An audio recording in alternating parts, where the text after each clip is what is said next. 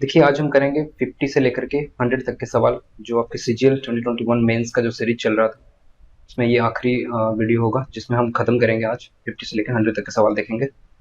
सो चलिए शुरू करते हैं। देखिए आज का सवाल पहला क्या है। देखिए क्या बोल रहा है, alone can do 2/5 of work in 12 days, B is 25% more efficient than A, C alone can do the same work in 12 days less than b, d is 25% less efficient than c, if they all work together then the work will be completed in how many days।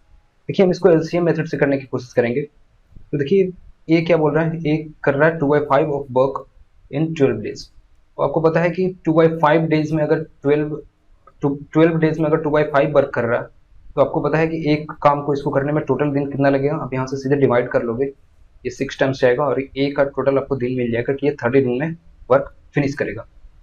देखिए B क्या बोल रहा है, B is 25% more efficient than ए।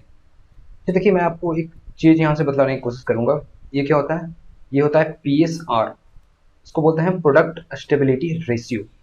ये क्या होता है, ये उन चीज़ों पे लगता है जिसमें हम दो चीज़ों का प्रोडक्ट को स्टेबल करने की कोशिश करते हैं। जैसे यहाँ पे देखिए अगर आपके पास एफिशिएंसी दिया हुआ है, आपके पास टाइम दिया हुआ है, तो आप यहाँ से उसका वर्क के बारे में निकाल सकते हो कि अगर 1 यूनिट पर आवर करता है तो 5 आवर में कितना वर्क वो करेगा। तो देखिए यही चीज़ें हैं। अगर अब इस केस में देखिए क्या होगा कि वर्क हमेशा आपको सेम रखना होता है। वर्क तो सेम ही करता है लोग, और एक काम को ही करते हैं, चाहे वो ए करेगा चाहे वो बी करेगा। देखिए इसमें क्या है कि एफिशिएंसी जो एफिशिएंसी है वो इसका बी का वो +1/4 दिया हुआ है आपको। आप 25% को क्या बोलोगे, +1/4। तो जो टाइम होगा ना आपका वो आपको क्या लगेगा, -1/5। देखिए ये आता कैसे है मैं आपको बताऊं। तो आपका अगर वर्क सेम है ना, तो अगर टाइम को बोला कि एफिशिएंसी 1/4 अगर ज्यादा हो गया यानी इसको आप बोलोगे 5/4 हो गया। अब आपको अगर वर्क को सेम रखना है तो टाइम को आपको क्या करना पड़ेगा, 4/5 से मल्टीप्लाई करना पड़ेगा। अगर इसको आप एफिशिएंसी को 5/4 से मल्टीप्लाई करोगे तो आपको टाइम को मल्टीप्लाई करना पड़ेगा 4/5 से। इसीलिए ये दोनों कैंसिल आउट होंगे और आपका वर्क जो रहेगा वो दोनों केस में इक्वल रहेगा। तो उसी को शॉर्ट फॉर्म में हम क्या बोलते हैं कि अब ये बार बार तो आप इसको इस तरीके से लिखोगे नहीं, तो हम क्या बोलते हैं सीधे कि अगर वो +1/4 है, आपको बोल रहा है B is 25% more efficient than A, यानी ये +1/4 है, तो इसको हम सिंपली बोलेंगे कि ये प्लस में था तो ये माइनस में जाएगा, क्योंकि एक प्लस रहेगा तो एक माइनस आपको करना पड़ेगा। तो ये माइनस में सीधे जाएगा और ऊपर वाले को हम वैसे ही रहने देंगे और नीचे वाला क्या चेंज हो जाएगा। अगर ये प्लस है तो हम इन दोनों को प्लस कर देंगे, तो अब दोनों को जोड़ोगे तो ये मिलेगा 1/5। तो इसलिए हम बोलते हैं कि अगर एफिशिएंसी अगर उसका +1/4 का है तो उसको टाइम कितना लगेगा, वो -1/5 का लगेगा। अगर एफिशिएंसी उसका +1/3 है तो टाइम उसको कितना लगेगा, -1/4 लगेगा। अगर उसका एफिशिएंसी मैंने बोला कि -1/2 है तो उसको प्लस कितना टाइम लगेगा, 2 गुना टाइम लगेगा। अगर उसका एफिशिएंसी मान लीजिए -1/3 है तो उसको टाइम कितना लगेगा, हाफ ज़्यादा टाइम लगेगा। उसका एफिशिएंसी अगर -1/4 है तो उसको टाइम कितना लगेगा, +1/3 टाइम लगेगा। अगर मान लीजिए ये ए का है और ये बी का है, अगर ये बी का एफिशिएंसी -1/4 रहता तो टाइम उसको कितना लगता है ए से, अगर ए का 3 दिन लगता तो इसको 4 दिन लगता, उससे 1/3 से ज़्यादा लगता। चलिए तो ये बात आपको समझ में आया होगा। मैं इसको मिटाता हूँ, फिर आगे मैं बतलाने की कोशिश करता हूँ।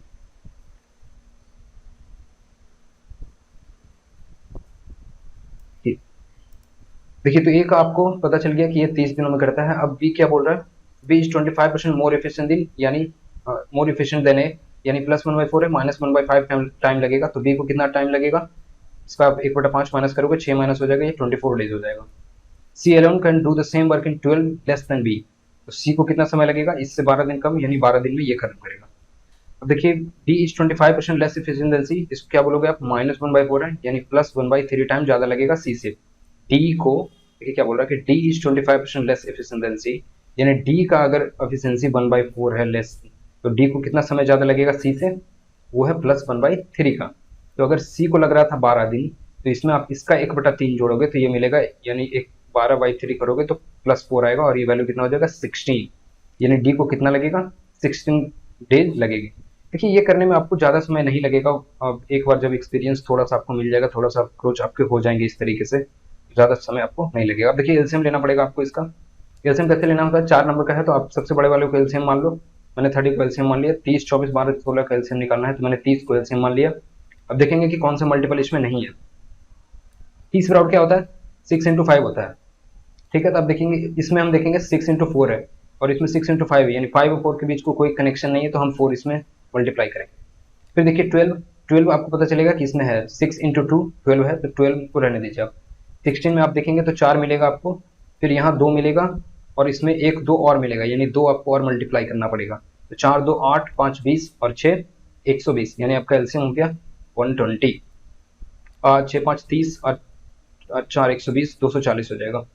ये 240 हो गया। अब देखिए एफिशिएंसी आपको मिल गया, ये नंबर ऑफ डेज का एफिशिएंसी मिल गया कि ये 8 यूनिट पर डे करता है, ये बी 10 यूनिट पर डे करता है, सी कितना करेगा 20 यूनिट पर डे करता है, डी कितना करेगा 15 यूनिट पर डे करेगा। अब आपको एफिशिएंसीज पता है और टोटल आपका वर्क पता है, तो आप डेज निकाल सकते हो। ये कितना होगा, पूछ रहा है they all work together then the work will completed in how many days. देखिए 240 को आपको डिवाइड करना पड़ेगा कितने से, तो 8 10 18 20 38 5 43 और 10 53। ये हो गया आपका फाइनल आंसर। तो ये वाला अप्रोच आपको थोड़ा सा फास्ट करना पड़ेगा, कि आपने जैसे ही देखा 25% मोर इफिशिएंट है, तो मतलब +1/4 हुआ, -1/5। ये चीजें आपको फटाक से करना है। अगर ये आप जल्दी से करोगे तो फटाफट आपके आंसर निकल जाएंगे। चलिए लिख सकते हैं। देखिए बोल रहा है which of the following is equal to sec a minus cos a। देखिए इसको दो तरीके हो सकते हैं, पहले तो आप इसको ऐसे ही कर लो, sec थीटा है ये, -1/sec थीटा लिखा हुआ है, ये बनेगा sec square theta -1/sec theta. sec theta square -1 को क्या बोलते हैं, tan theta, tan square theta, और ऊपर में चला जाएगा cos थीटा बनेगा। ये ऐसा आंसर है नहीं, स्क्वायर में नहीं है। तो आप क्या करोगे, tan थीटा करोगे, tan थीटा को आप लिखोगे sin theta into cos theta, sin theta upon cos theta, ये बनेगा cos थीटा, कैंसिल आउट होगा, tan theta into sin theta आपका आंसर हो जाएगा। ये हो गया पहला तरीका। फिर आप दूसरा 30 या 60 में से कोई एक भी रख दोगे तो भी आंसर निकल आएंगे। जैसे मैं 30 रख देता हूँ, ठीक है। 30 रखने पे क्या होगा, sec 30 क्या होता है 2/√3, और आपको cos 30 क्या होता है, इसका उल्टा √3/2। एलसीएम लीजिएगा, 2√3 बनेगा, ये बनेगा 4 माइनस 3, और ये बन जाएगा 1/2√3। अब देखते हैं 30 रन पे कौन देता है ये वैल्यू। साइन 30 क्या होता है 1/2, कॉट 30 क्या होता है √3/2, ये वैल्यू गलत हो गया। कॉट 30 क्या होता है √3, कॉस 30 क्या होता है √3/2, यानी 3/2, ये भी गलत हो गया। tan 30 देगा आपको 1/√3, साइन 30 देगा 1/2, यानी 1/2√3, ये पॉसिबल है। कॉस 30 क्या देगा आपको, ये देगा √3/2, साइन 30 क्या देगा 1/2, यानी 3/4, ये भी नहीं देगा, तो ये भी गलत हो गया। तो एक तरीका तो ये है कि आप इसको ऐसे मैनिपुलेट करके कर सकते हो, दूसरा आप वैल्यूज रख के कर सकते हो। दोनों तरीका आसान है, कोई मुश्किल नहीं है। चलिए नेक्स्ट देखते हैं। देखिए बोल रहा है the radius of a solid sphere is 42 centimetre, it is melted to form identical small solid sphere whose radius is 7 centimetre, what is the number of small solid spheres obtained. देखिए आपको 42 centimetre का एक दिया हुआ है sphere, और उसको बोल रहा है कि 7 सेंटीमीटर के स्फीयर में आपको बदलना है। अब देखिए मैं तो इसको डायरेक्ट देखूंगा कि ये 42 से हो गया 7, यानी ये हो गया 1/6, और अगर 1/6 हो गया स्फीयर, रेडियस अगर स्फीयर का 1/6 हो गया, तो टोटल नंबर जो बनेंगे वो 6 का क्यूब बनेगा, और ये वैल्यू होगा 216 के बराबर, यानी 216 अगर छोटे स्फीयर बनाए जाएंगे तब जो है दोनों का वॉल्यूम बराबर होगा। तो आपका आंसर ये हो जाएगा। ये आपको क्लियर करके रखना है कि स्फीयर का अगर साइड को अगर 1/2 करेगा तो 2 का क्यूब यानी 8 स्फीयर बनेंगे, वॉल्यूम सेम रहेगा। तो अगर 1/3 रेडियस कर दिया तो 27 स्फीयर्स बनेंगे, 1/4 कर दिया तो ये 64 स्फीयर्स बनेंगे। बेसिकली जितना एक बटा जितना आर करेगा उसका आर का क्यूब आपको कर लेना है, अगर वॉल्यूम सेम रखता है तो, और सेम मटेरियल में कन्वर्ट करना चाहिए, और सेम उसका जो प्रोडक्ट है वो भी सेम होना चाहिए। जैसे स्फीयर से इसमें स्फीयर ही बना रहा है तो आपको, और वॉल्यूम अगर सेम है तो इस तरीके से आपको करके आंसर निकाल लेना। चलिए नेक्स्ट देखते हैं।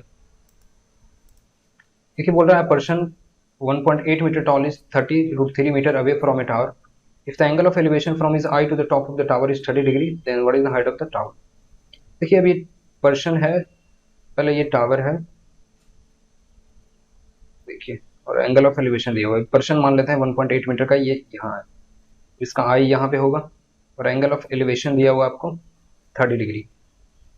टावर का हाइट दिया हुआ आपको, टावर का हाइट नहीं दिया हुआ, ये बोल रहा है कि 30√3 ये दूर है टावर से। देखिए मैं, टावर तो आपका जमीन से ही रिलेटेड रहेगा, जहाँ पे इसका पैर का जमीन है उसी जमीन पे ये टावर भी रहेगा, सेम बेस पे बेसिकली। तो अब देखिए ये डिस्टेंस दिया हुआ आपको 30, तो ये पता चल गया ये 60 डिग्री बनेगा, और 60 के सामने अगर आपको पता है कि √3 का टर्म होता है तो 1 के सामने 1 होता है। तो अगर √3 अगर करस्पॉन्ड कर रहा है वैल्यू को 30√3 को, तो आपका 1 का जो वैल्यू होगा वो कितना होगा 30 मीटर। यानी आपको पता चल गया कि ये वाला जो यहाँ से यहाँ तक होगा जो डिस्टेंस, ये होगा 30 मीटर का। और आपको पता है कि पूरा अगर चाहिए हमें, क्योंकि हाइट ऑफ टावर खोज रहा है, तो अगर पूरा हाइट चाहिए तो आप 30 प्लस 1.8 मीटर करोगे तो आपको वैल्यू मिल जाएगा 31.8 मीटर। ये हो गया आपका आंसर। चलिए नेक्स्ट देखते हैं। ज़्यादा कुछ इसमें था नहीं, बेसिकली सिर्फ आपको यही एंगल रेशियो ये ध्यान में होना चाहिए। मैं बताना भूल गया, अगर ये 30 है, ये 60 है, तो ये √3 होगा, ये 1 होगा, ये 2 होगा।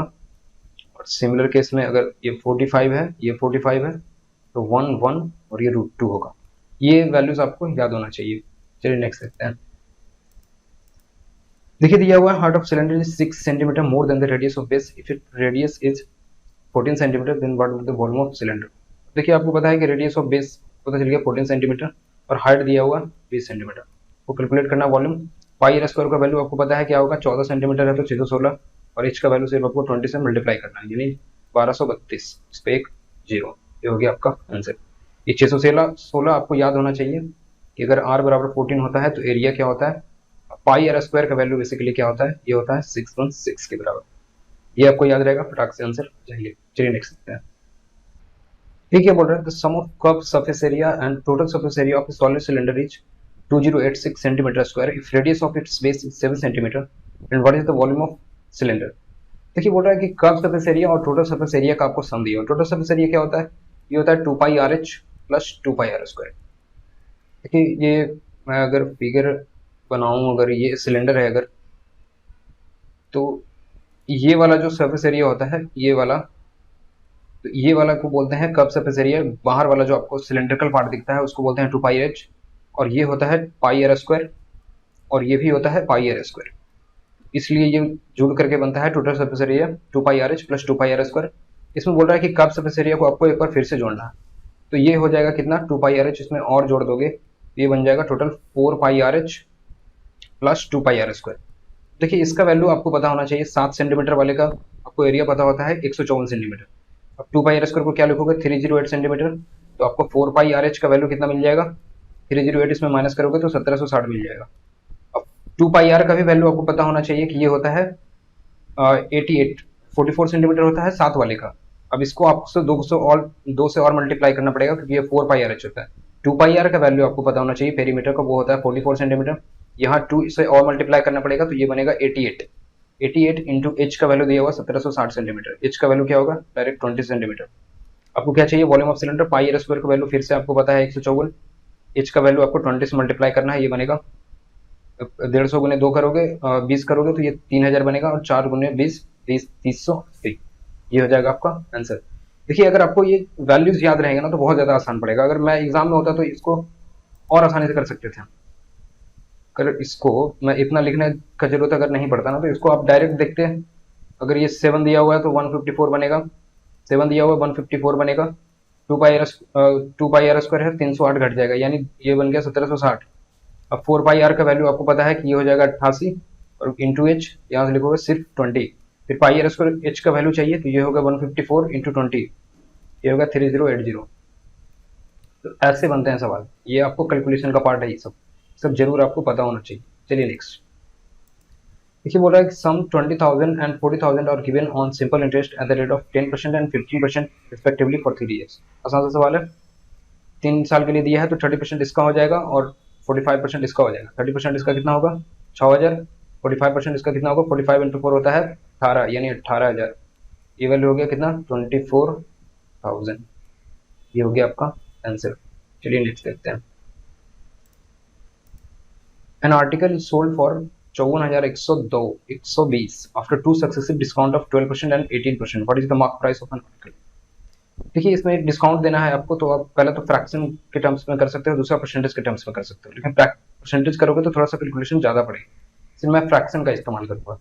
देखिए मान लीजिए मार्क प्राइस को x मैंने माना और इसको 12% का डिस्काउंट देंगे तो कितना बनेगा, 4 होता है 25, 1/4 होता है 25, यानी 3 देंगे तो 22/25 बन जाएगा। ये 18% का डिस्काउंट देंगे तो 50 डिवाइड करता है 2 से, यानी आपको 9 से करना पड़ेगा, 9 माइनस करना पड़ेगा, यानी 41/50 हो जाएगा ये, क्योंकि 1/50 होता है 2 से आप मल्टीप्लाई करोगे 9 टाइम्स जाएगा 18% बनेगा, यानी 41/50 हो जाएगा ये। और ये वैल्यू कितना दिया हुआ है, 54,120 के बराबर दिया हुआ। तो यहाँ पर से 11 से आप डिवाइड करोगे पहले, ये 2 टाइम्स जाएगा, 11 से 4 टाइम्स जाएगा, 10 101 बनेगा, 9 टाइम्स जाएगा, 2 बनेगा, यानी 2 और 20। ये हो गया आपका अब आप इससे काट लो 41 से, 1 टाइम जाओगे, 1 टाइम जाएंगे तो 82 बचेगा, यानी 2 120, 2 से कैंसिल आउट करेंगे, 60 टाइम्स जाएगा 65, 60 इंटू 50 हो जाएगा 3025, यानी 75,000 यहाँ से आपको वैल्यू मिल गया। देखिए फ्रैक्शन के टर्म्स में थोड़ा सा आसान पड़ जाता है, जहाँ पे आपको बड़े बड़े नंबर दिखेंगे तो वो आप फ्रैक्शन लगा सकते हो, आसान पड़ेगा। और अगर यही वैल्यू अगर 80,000 ऐसे सब अगर वैल्यू 80,000 या 75,000 सिर्फ वैल्यू होते या 90,000 वैल्यू होते तो हम फिर परसेंटेज से कर लेते, आसानी से हो जाता। परसेंटेज से अभी भी पॉसिबल है, लेकिन थोड़ा सा कैलकुलेशन आपको ज्यादा पड़ेगा, इसलिए मैं फ्रैक्शन से कर रहा हूँ। चलिए नेक्स्ट देखते हैं। ये बोल रहा है कि two trains whose lengths are 450 metres and 3 metres are moving towards each other at a speed of 162 kilometre per hour and 108 kilometre per hour. देखिए ये आपको पता होना चाहिए कि 18 इंटू 9 है, यानी 45 मीटर पर सेकंड है ये, और ये आपको पता चल गया 36 इंटू 3 है, यानी 30 मीटर पर सेकंड है ये। If distance between train is 300 meter, then in how much time these trains will cross each other? देखिए ईच अदर को क्रॉस करना है दोनों को, तो आपको सम जोड़ना पड़ेगा। ये डिस्टेंस है 300 मीटर का, और ये L1 है कुछ, और ये L2 है, और आपको दोनों तीनों को जोड़ना पड़ेगा, यानी 3 3 600 और 1050 450, यानी 1050 हो जाएगा टोटल। और इसको आपको डिवाइड करना पड़ेगा 45 मीटर पर सेकंड। ये दोनों एक दूसरे की तरफ आ रहे हैं, इन दोनों का स्पीड आपको ऐड हो जाएगा। तो यहाँ से आपको 45 मीटर पर सेकंड और 30 मीटर पर सेकंड, यानी 75 मीटर पर सेकंड से आपको डिवाइड करना पड़ेगा, तो आपको टाइम मिल जाएगा। तो देखिए इसको कैसे डिवाइड करिएगा, 10 मरते जाएंगे आप, तो ये हो जाएगा 750, और उसके बाद पता है आपको कि 75 इंटू जो 4 होता है वो होता है 300 के बराबर। यहाँ से आपको 300 4 टाइम्स दे देगा, यानी 10 प्लस 4 टाइम्स यानी 14 टाइम्स, यानी 14 सेकेंड आपका आंसर हो गया। कैलकुलेशन वाले पार्ट पे आप ध्यान दीजिएगा कि मैं कैलकुलेट कैसे करता हूँ। जैसे यहाँ से 750 दिख रहा था और 300 दिख रहा था, तो आपको इसको 75 से डिवाइड करना है, तो ये 10 टाइम्स सीधे जाएगा और ये 4 टाइम्स जाएगा, इसलिए जो वैल्यू बनेगा आपका 14 सेकंड बनेगा आपको। चलिए नेक्स्ट देखते हैं। बोल रहा है the price of rice is decrease by 25% and therefore a person can purchase 30 kg more rice in the same expenditure. If expenditure is 5400 then what was the original price of rice per kg. देखिए ये आसान सा सवाल है और बहुत बार repeat भी होता है, तो अच्छे से समझिए इसको। देखिए यहाँ भी हम इस्तेमाल करेंगे PSR का। वो क्यों? देखिए PSR कैसे लागू होता है, जब भी किसी दो चीजों का मल्टीप्लीकेशन तीसरी चीज के बराबर होता है तो हम इसका इस्तेमाल करते हैं। देखिए इस केस में क्या होगा कि प्राइस इंटू कंजम्पशन जो है आपका, कितना केजी आप इस्तेमाल करते हो, इसके बराबर होता है आपका एक्सपेंडिचर की आपका कितना खर्चा होगा। जैसे आप अगर 10 रुपये केजी कोई चीज़ है और अगर आप 5 केजी लेते हो तो आपको 50 रुपये का खर्च आएगा। तो ये होता है प्राइस इंटू कंजम्पशन बराबर एक्सपेंडिचर। तो आपका दो चीज़ों के मल्टीप्लीकेशन के ऊपर तीसरा चीज़ डिपेंड कर रहा है। अब आप इस केस में क्या करते हो कि अगर मान लीजिए एक्सपेंडिचर को कांस्टेंट रख देते हो, वही यहाँ पे है कि एक्सपेंडिचर को कांस्टेंट रख दिया गया है, लेकिन आप प्राइस को डिक्रीज करोगे 25% से। देखिए मैं इसके प्राइस को डिक्रीज करूंगा 25% से। अब आपको पता है किसी भी चीज़ को अगर 75% से 25% में डिक्रीज करना है तो आपको 3/4 से मल्टीप्लाई करना है। तो आपने अगर 3/4 से इसको मल्टीप्लाई किया तो इस वैल्यू को सेम रखने के लिए, क्योंकि इधर वैल्यू सेम है यानी इसका मल्टीप्लीकेशन सेम होना चाहिए, तो हम इसको क्या करना पड़ेगा 4/3 करना पड़ेगा। तभी आप देखेंगे यहाँ से कैंसिल आउट होगा और ये 1 दे देगा, यानी जितना इधर था पहले उतना ही इधर बचेगा और ये दोनों बराबर हो जाएंगे। इसलिए मैं बोलता हूँ कि जब ये -1/4 होगा तो आपको इसको करना पड़ेगा +1/3 कि अगर, तो इस केस में क्या होगा, आपने डिक्रीज करा है 25% से, यानी -1/3 करा है आपने अगर प्राइस को, तो आपको जो कंजम्पशन है वो आपको कितना मिलेगा इसको 1/4 करा है आपने तो +1/3 होगा, और इसका ही वैल्यू आपको 30 kg मोर दिया हुआ है, यानी अब पहले से आपका कंजम्पशन कितना था, तो वो हो जाएगा 90 kg के बराबर। यानी पहले इसका कंजम्पशन कितना था, इतना ही प्राइस में ये 90 kg खरीद पाता। देखिए आपको 90 kg का प्राइस दिया हुआ है 54,000 के बराबर, तो आपको क्या पता चल गया, आपका ओरिजिनल प्राइस मिल जाएगा आपको। ये 5400 था क्या? यस, ये 5400 दिया हुआ है, तो यहाँ से आपको एक का पता चल गया कि ये 60 पर kg का आंसर हो जाएगा। ये हो गया आपका 60 पर kg। देखिए क्या बोल रहा है, the graph of the equation x बराबर a not equal to 0 is, फिर आपके 4 ऑप्शन दिए हुए हैं आपके पास, और इसमें से आपको बताना है, पैरेलल बेसिकली है। तो देखिए हम पहले आपको ग्राफ बना के दिखाते हैं। देखिए ये आपका x एक्सिस हो जाएगा इधर, और ये होगा आपका y एक्सिस। देखिए आपको बोल रहा है कि x बराबर a का ग्राफ है ये, तो x बराबर a कहने का मतलब क्या हुआ ना कि आपका a हमेशा कांस्टेंट रहेगा, x का जो वैल्यू होगा वो कांस्टेंट रहेगा और y का वैल्यू चेंजेबल होगा। जैसे मैं इसको ऐसे बना दूं तो आप देखेंगे कि ये y का वैल्यू इधर तो नेगेटिव बनेगा, जैसे -2, -3, -4, और ऊपर में क्या होगा 1 2 3 4। लेकिन x का वैल्यू फिक्स होगा, जैसे मैंने बोला a1 2 3 और ये 4, x का वैल्यू तो हमेशा 4 ही रहेगा। और अब यहाँ पे वैल्यू देखोगे तो 4 -4 बन रहा होगा, यहाँ पे देखोगे तो 4 -2 का वैल्यू बन रहा होगा। उस तरीके से यहाँ 4 2 बनेगा, 4 4 बनेगा, इस तरह से। तो आपका x का वैल्यू तो हमेशा कांस्टेंट है, y का वैल्यू चेंजेबल है। इसलिए ये जो आपको लाइन दिख रहा है ये क्या होगा, लाइन जो होगा वो पैरेलल होगा किसके, y एक्सिस के। तो पैरेलल होगा ये y एक्सिस के। तो ये होगा आपका आंसर। और फिर अगर मान लिया आपको ये दिया हुआ रहता कि y बराबर 1 आपको ग्राफ चाहिए, इसमें आप क्या करते कि y के वैल्यू को आप कांस्टेंट कर देते और x का वैल्यू चेंजेबल रहता। वो कैसे होता, अगर आप ग्राफ इस तरीके से ड्रॉ करोगे तो इसमें y का वैल्यू हमेशा सिमिलर रहेगा, सेम रहेगा, और x का वैल्यू बदलता रहेगा। जैसे ये अगर ग्राफ y बराबर 3 का होता तो हमेशा y का वैल्यू 3 रहता और x का वैल्यू यहाँ पे मान लिए 1 और 3 होता। यहाँ पे यही वैल्यू आपको मिलता 2 और 3 का मिलता। इस तरीके से आपका x का वैल्यू तो बदलता लेकिन y का वैल्यू सेम रहता। उस केस में हम क्या बोलते हैं कि लाइन जो होगा पैरेलल टू x एक्सिस होगा, पैरेलल टू x एक्सिस होगा। तो ये दो लाइन होते हैं, एक पैरेलल टू x एक्सिस और एक पैरेलल टू y एक्सिस, ये दोनों आपको पता होना चाहिए। चलिए नेक्स्ट देखते हैं। देखिए बोल रहा है कि cube root of n lies between 6 and 7 where n is an integer then how many values n can take. देखिए बिटवीन यहाँ पे लगा हुआ है, ये ध्यान से देखना है आपको, ये बिटवीन लगा हुआ है। मतलब ये वैल्यू जो होगा ना वो बोल रहा है कि 6.0000 समथिंग से लेकर के ये वैल्यू 6.999 समथिंग तक का होगा। ना ही आपको 7 लेना है ना ही आपको 6 लेना है, ठीक है। तो अब देखिए n लेने का प्रयास करिएगा। अगर n बराबर आप 216 लोगे तो ये वैल्यू 6 बन जाएगा, तो ये गलत हो जाएगा। तो आपको n का शुरुआत कहाँ से करना है, 217 से करना है।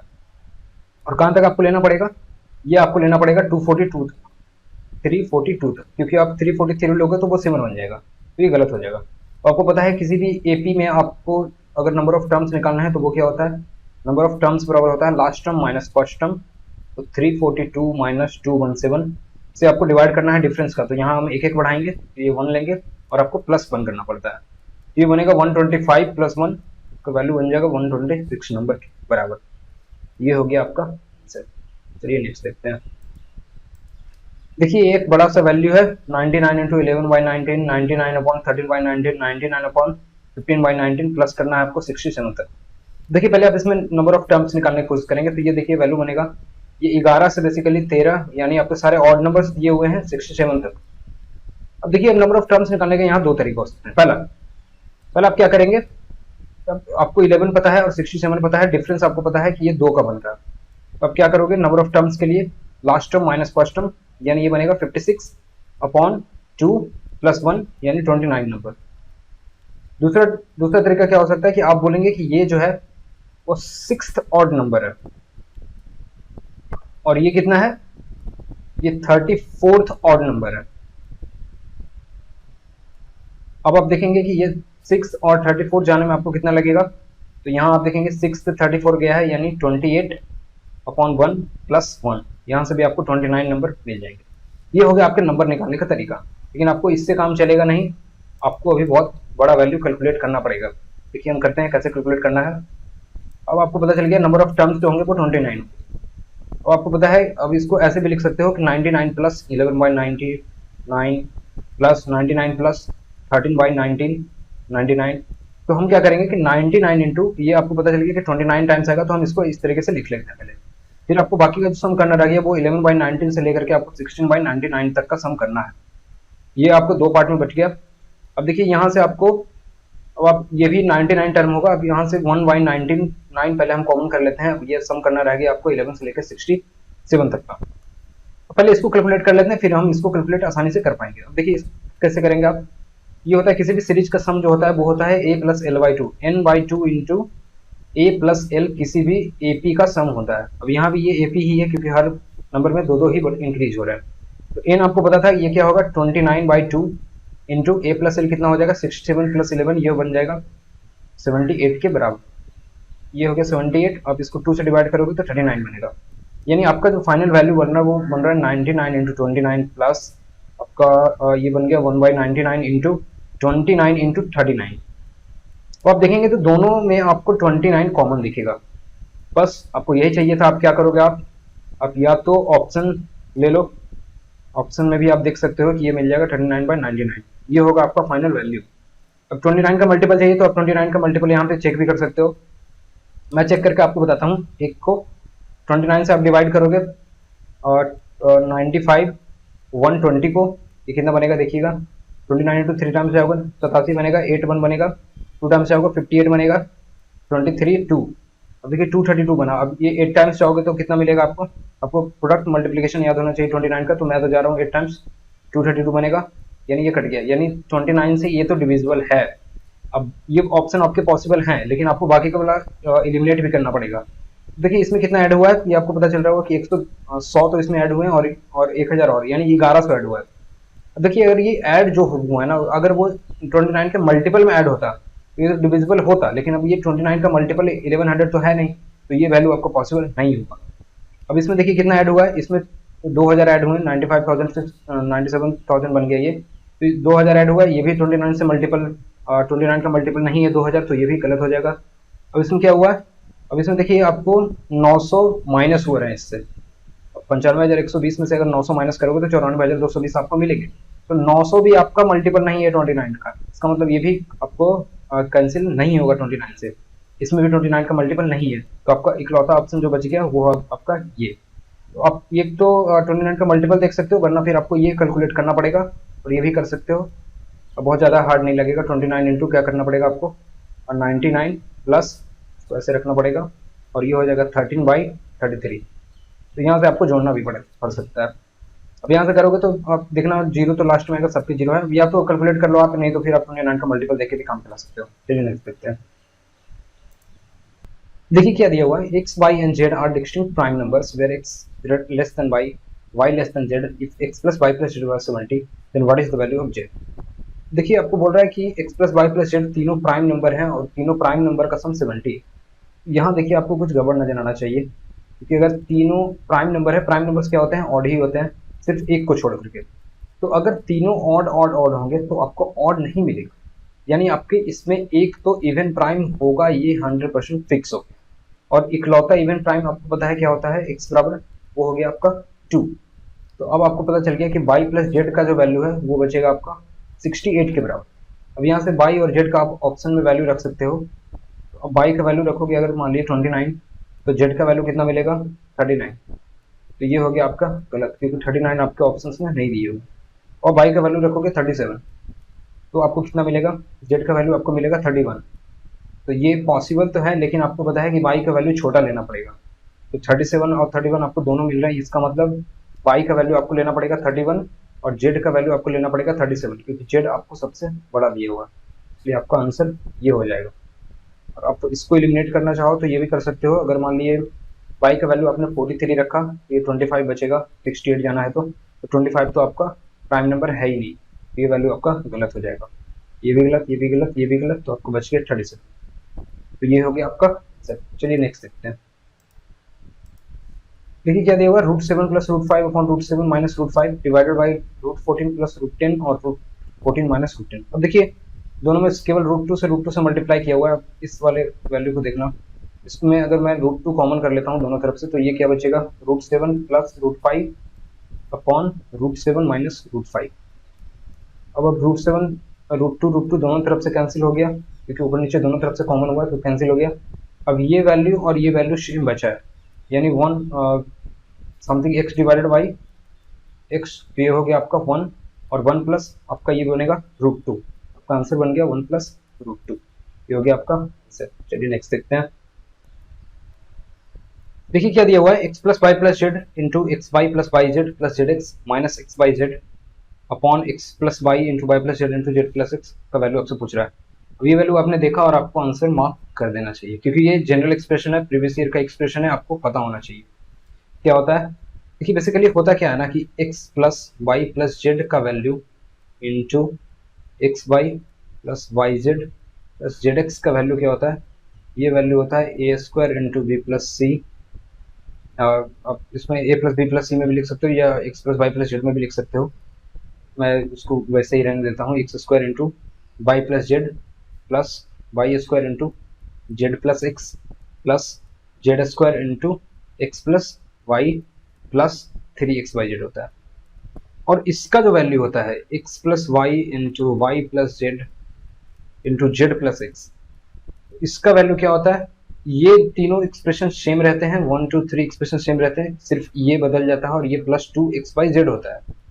तो जब आप इसमें से एक x/z माइनस कर देते हो तो ये वैल्यू इसके बराबर बन जाता है, इसलिए आपका जो आंसर बनेगा वो आपका 1 बन जाएगा। मैं इसका तीनों फॉर्म्स वैसे लिख देता हूँ ताकि आप अगर नहीं पता है तो आप इसको आसानी से इस्तेमाल कर पाओ। अभी लिख देता हूँ तीनों एक्सप्रेशंस ताकि आपको जब भी एग्जाम में आए तो आप ऐसे ही आसानी से मार्क कर पाओ। देखिए क्या होता है, ये होता है इसके बराबर का वैल्यू मैं लिख रहा हूँ, इसको तीन टर्म्स में लिखूंगा। पहला होता है x square into y plus z plus y square into z plus x plus z square into x plus y plus 3x/z। ये होता है x plus y plus z into x y plus y z plus z x के बराबर होता है। इसका एक form और क्या होता है, x y into x plus y plus y z into z plus y plus z x into x plus z plus 3x/z। इसका एक फॉर्म और क्या होता है, ये होता है x into y square plus z square plus y into z square plus x square plus z into x square plus y square plus 3x/z। तो ये होता है इसके तीनों फॉर्म। और x plus y into y plus z into z plus x का value क्या बनेगा, तो ये एक्सप्रेशन तीनों में सेम रहेंगे, सिर्फ आपको वहां पे प्लस करना पड़ेगा। यहाँ जो 3x/z है ये तीनों में, आपको बस वहां पे केवल 2x/z करना पड़ेगा। इसीलिए जब उसमें से आप एक x/z माइनस कर देते हो तो ये दोनों वैल्यूज बराबर हो जाती है, इसलिए यहाँ पे जो आपका आंसर बनेगा वो 1 बनेगा। बाकी आप वैल्यूज रख के भी आंसर कर सकते हो, लेकिन आपको अगर ये एक्सप्रेशन पता रहेंगे तो ज्यादा आसान पड़ेगा, आप देखोगे आंसर मार्क करोगे। चलिए नेक्स्ट देखते हैं। देखिए बोल रहा है कि which of the following given value is greater than cube root of 12। अब इससे बड़ा वैल्यू आपको एक्सप्रेशन में बताना है, तो क्या करना पड़ेगा आपको, या तो आपको पावर सेम करना पड़ेगा या बेस वैल्यू सेम करना पड़ेगा। मैं यहाँ पे पावर सेम करता हूँ। अब ये पावर 6 है, 1/6 है, और ये पावर 1/3 है। तो मैं क्या करूंगा, इसको मल्टीप्लाई कर दूंगा। जैसे मैं इसको, ये क्या लिखा हुआ है, 12 का पावर 1/3 लिखा हुआ है, तो आपको 1/6 पावर से आपको 1/6 पावर से आपको कंपेयर करना है, तो मैं इसको करूंगा स्क्वायर कर दूंगा, यानी 12 का पावर स्क्वायर, इसको मैं अब लिख सकता हूँ 1/6। तो ये हो गया 1/144 का पावर 1/6। तो अब देखिए अब कौन बड़ा है, 121 बड़ा है कि 144, यानी 144 बड़ा है, तो अभी तक ये बड़ा है, तो ये आंसर गलत हो गया। देखिए इसमें पावर आपको दिया हुआ है 33,214 का पावर 1/12। हमारे पास क्या है, 12 का पावर 1/3। अब हम इसको क्या करेंगे, 12 का पावर 4 करेंगे, हम उसको 1/12 करेंगे। देखिए 12 का पावर क्या होगा, ये होगा आपको 144, यानी 1728 बोल लो आप इसको पहले, 1728 इंटू 12। अब ये वैल्यू देखना कितना बनेगा, 17,280 प्लस 3456। 1728 गुने 2 और करना पड़ेगा आपको, 6 13 1702, यानी 20,736 बनेगा ये, यानी 20,736 का पावर 1/12, ये होगा आपका ये वाला वैल्यू। तो आपको पता चल गया कि ये वैल्यू इसमें ज्यादा होगा, तो आपका आंसर तो ये बन गया। बाकी वैल्यू से भी आप कंपेयर कर सकते हो, तो मैं कराता हूँ आपको। पहले मैं इरेज कर लेता हूँ थोड़ा सा। ये कंपैरिजन आपको पता होना चाहिए, कभी कभी सवाल इस पे बन जाते हैं, और खासकर जब से टीसीएस आ गया है तो आपको रूट के सवाल और अलजेब्रा में ये सब काफी सवाल पूछे जा रहे हैं। अब देखिए इससे कंपेयर करना पड़ेगा आपको। तो अब पावर आपको तीनों का बराबर करना पड़ेगा, क्योंकि इसका पावर है 60 का पावर 1/5 है आपका, और 12 का पावर आपके पास 1/3 है। पावर बराबर करने के लिए आपको क्या करना पड़ेगा, 60 का क्यूब करना पड़ेगा इंटू 1/15 करना पड़ेगा, और आपको करना पड़ेगा 12 का पावर 5 इंटू 1/15। अब देखिए आपका पावर तो बराबर हो गया, बाकी ये वैल्यू आपको कंपेयर करना पड़ेगा। इसमें हो जाएगा 216 000 आ जाएंगे, और 12 का पावर आपको 5 और करना पड़ेगा, ये होगा 144 इंटू 1728। देखिए इसको आप कैलकुलेट कर सकते हो, 1728 100 टाइम्स चला गया, 4 टाइम आप कैलकुलेट कर लो। 1728 इंटू 4 टाइम जाइएगा तो ये बनेगा 6800 और 112, यानी 6912। ये हो गया 6912, और एक जीरो आपको डालना पड़ेगा, 6912 जीरो के बराबर। फिर 4 टाइम्स और जाओगे, ये 40 टाइम्स बेसिकली मैं गया हूँ, और 4 टाइम्स आपका और बचा हुआ है, तो ये बन जाएगा 6912। अब इसको आप सम कर दो, 2 3 9 9 18 हो जाएगा, 1 टाइम्स जाएगा 3 12, और 6 18, 1 टाइम्स जाएगा 13 14, तो एक टाइम जाएगा 2 बनेगा ये। तो ये वैल्यू बेसिकली क्या बन गया, 248832। अब ये वैल्यू का पावर हो गया 1/15, और इस वैल्यू का पावर 1/15। अब देख सकते हो कि दोनों में से ज़्यादा कौन है, तो आपको पता चलेगा कि ये ज़्यादा है, इसलिए आपका ये वाला वैल्यू भी पॉसिबल नहीं है। ये 24,000 2,48,000 से ज़्यादा बड़ा वैल्यू हो रहा है, ये 2,16,000 के आसपास का वैल्यू है, तो ये वैल्यू आपका बड़ा हो गया, तो ये गलत हो गया। और लास्ट वाले में आप देखेंगे पावर 1/9 है, तो हम इसको भी 1/9 कर सकते हैं, तो ये 1728 का पावर 1/9 बचेगा। देख लो आप, इसमें से भी यही बड़ा है, तो आपका ये भी ऑप्शन गलत हो गया। चलिए नेक्स्ट। ठीक, क्या दिया हुआ है, 2 circles each of radius 36 centimetre are intersecting each other such that each circle is passing through the centre of the other circle, what is the length of common chord of the circle. देखिए, दो equal radius का circle है, 2 circles of equal radii, और दोनों अपने एक दूसरे के सेंटर से पास कर रहा है। देखिए, इसका सेंटर यहाँ पे है, इसका सेंटर यहाँ पे है, तो अब क्या बोल रहा है कि दोनों इस तरीके से पास कर रहा है कि दोनों एक दूसरे के सेंटर से पास कर रहा है, और आपको लेंथ ऑफ कॉमन कॉर्ड बतलानी है। सर्कल अच्छा नहीं बन पाया, ये बड़ा लग रहा है, मैं दूसरा बना देता हूँ, सही नहीं है, सही से नहीं आ पाएगा, तो मैं फिर से बनाता हूँ। ये हो गया आपका पहला सर्कल, और ये हो गया आपका दूसरा सर्कल, दोनों सेम रेडियस का है। अब यहाँ इसका सेंटर है, यहाँ इसका सेंटर है, तो अब देखेंगे इसके कॉमन कॉर्ड क्या होंगे। देखिए, यहाँ पे जो ट्राइंगल बनेगा ना, वो बनेगा आपको रेडियस, ये भी आर होगा, ये भी आर होगा, ये भी आर होगा, तो आपको पता है कि ये क्या बनेगा, इस इक्विलैटरल ट्राइंगल का हाइट हो जाएगा ये। तो अब इसका इक्विलैटरल ट्राइंगल का हाइट का फॉर्मूला क्या होता है, ये होता है a√3/2। यहाँ से इस वाले लेंथ का वैल्यू क्या निकल के आ जाएगा, वो होगा r√3/2। तो आपको पता है इसका डबल करने पे पूरा कॉमन कॉर्ड आपको मिल जाएगा, तो आप इसको सीधे 2 से मल्टीप्लाई कर देंगे, ये वैल्यू हो जाएगा r√3 के बराबर। वही इस एग्जाम में दिया हुआ है r बराबर 36, तो आपको आंसर क्या होना चाहिए था, आंसर होना चाहिए था 36√3 के बराबर, लेकिन ये दिया हुआ 18√3, तो ये गलत हो जाएगा। चलिए नेक्स्ट देखते हैं। देखिए, इसमें क्या करना है, कैलकुलेट करना पड़ेगा आपको। 3 इंटू साइन 30 का वैल्यू होता है 1/2, अब ये 1/4 हो जाएगा, प्लस 3/5 cos 60 का वैल्यू होता है 1/2, तो ये हो जाएगा 1/4 के बराबर, -2 सेक 45 का डिग्री का वैल्यू क्या होता है, √2, आप इसको स्क्वायर करोगे तो 2 बनेगा, -4 3/4 प्लस 3/20 -4, 20 एलसीएम ले लेते हैं, 15 प्लस 3 -80, ये बनेगा 18, ये आपको हो जाएगा 62/20, -62/20, ये हो जाएगा 31/10, -31/10। ये हो गया आपका, सिर्फ आसान सा सवाल है, सिर्फ आपको कैलकुलेट करना है। चलिए नेक्स्ट देखते हैं। द डिफरेंस बिटवीन, आपको एक बारग्राफ दिया हो, the following bar graph shows the amount in lakhs invested by company in purchasing raw material and the values in lakhs of finished goods sold by the company from 2012 to 2017। आपको 2012 से 17 तक का दो amount दिया हुआ है, अमाउंट इन्वेस्टेड और सेल्स ऑफ फिनिश गुड। जब इसका सेल होगा तो उसका कितना वैल्यू बना फाइनल, और अमाउंट कितना इन्वेस्ट किया गया था 12 से 17 तक में आपको दिया हुआ है। पूछ के रहा है the difference between the average amount invested in purchasing raw material during 2012 से 17, यानी 2012 से 17 के बीच में जो रॉ मटेरियल पे इन्वेस्टमेंट हुआ है उसका सम आपको चाहिए, उसका एवरेज चाहिए, and the average value of sale of, difference निकालना पड़ेगा आपको, the average value of sales of finish good during the same period 2012 से 17। तो आपको दोनों का एवरेज निकालना पड़ेगा कि जो इन्वेस्टमेंट पैसा है और जो आपका फिनिश्ड गुड का अमाउंट है, दोनों के बीच का डिफरेंस कितना है एवरेज का। देखिए, हम पहले कैलकुलेट करते हैं अमाउंट इन्वेस्टेड, ये बनेगा आपका, देखना कैसे कैलकुलेट करना है इसको। फास्ट में मैं जाऊंगा, जो 25 बना है पहले उसको मैं करूंगा, ये 525 और ये 325, यानी ये 850 बन गया आपका। 850 और 450 आप जोड़ोगे इसमें, तो ये हो जाएगा 1200 और 1300 हो गया, ये 1300 और 350 और 250, ये बन गया आपको 600, 36 19 और 140, और ये हो गया 240। आपका इन्वेस्टेड अमाउंट कितना हो गया, 240। अब इसमें देखिए कैलकुलेट करना है, तो ये करेंगे 525 और 475, जो 25 और 75 वाले कॉम्बिनेशन है इनको हम 100 के ऊपर लाते हैं, ये बन गया 5900, 1000, 4 1400 और 6 2000 हो गया आपके।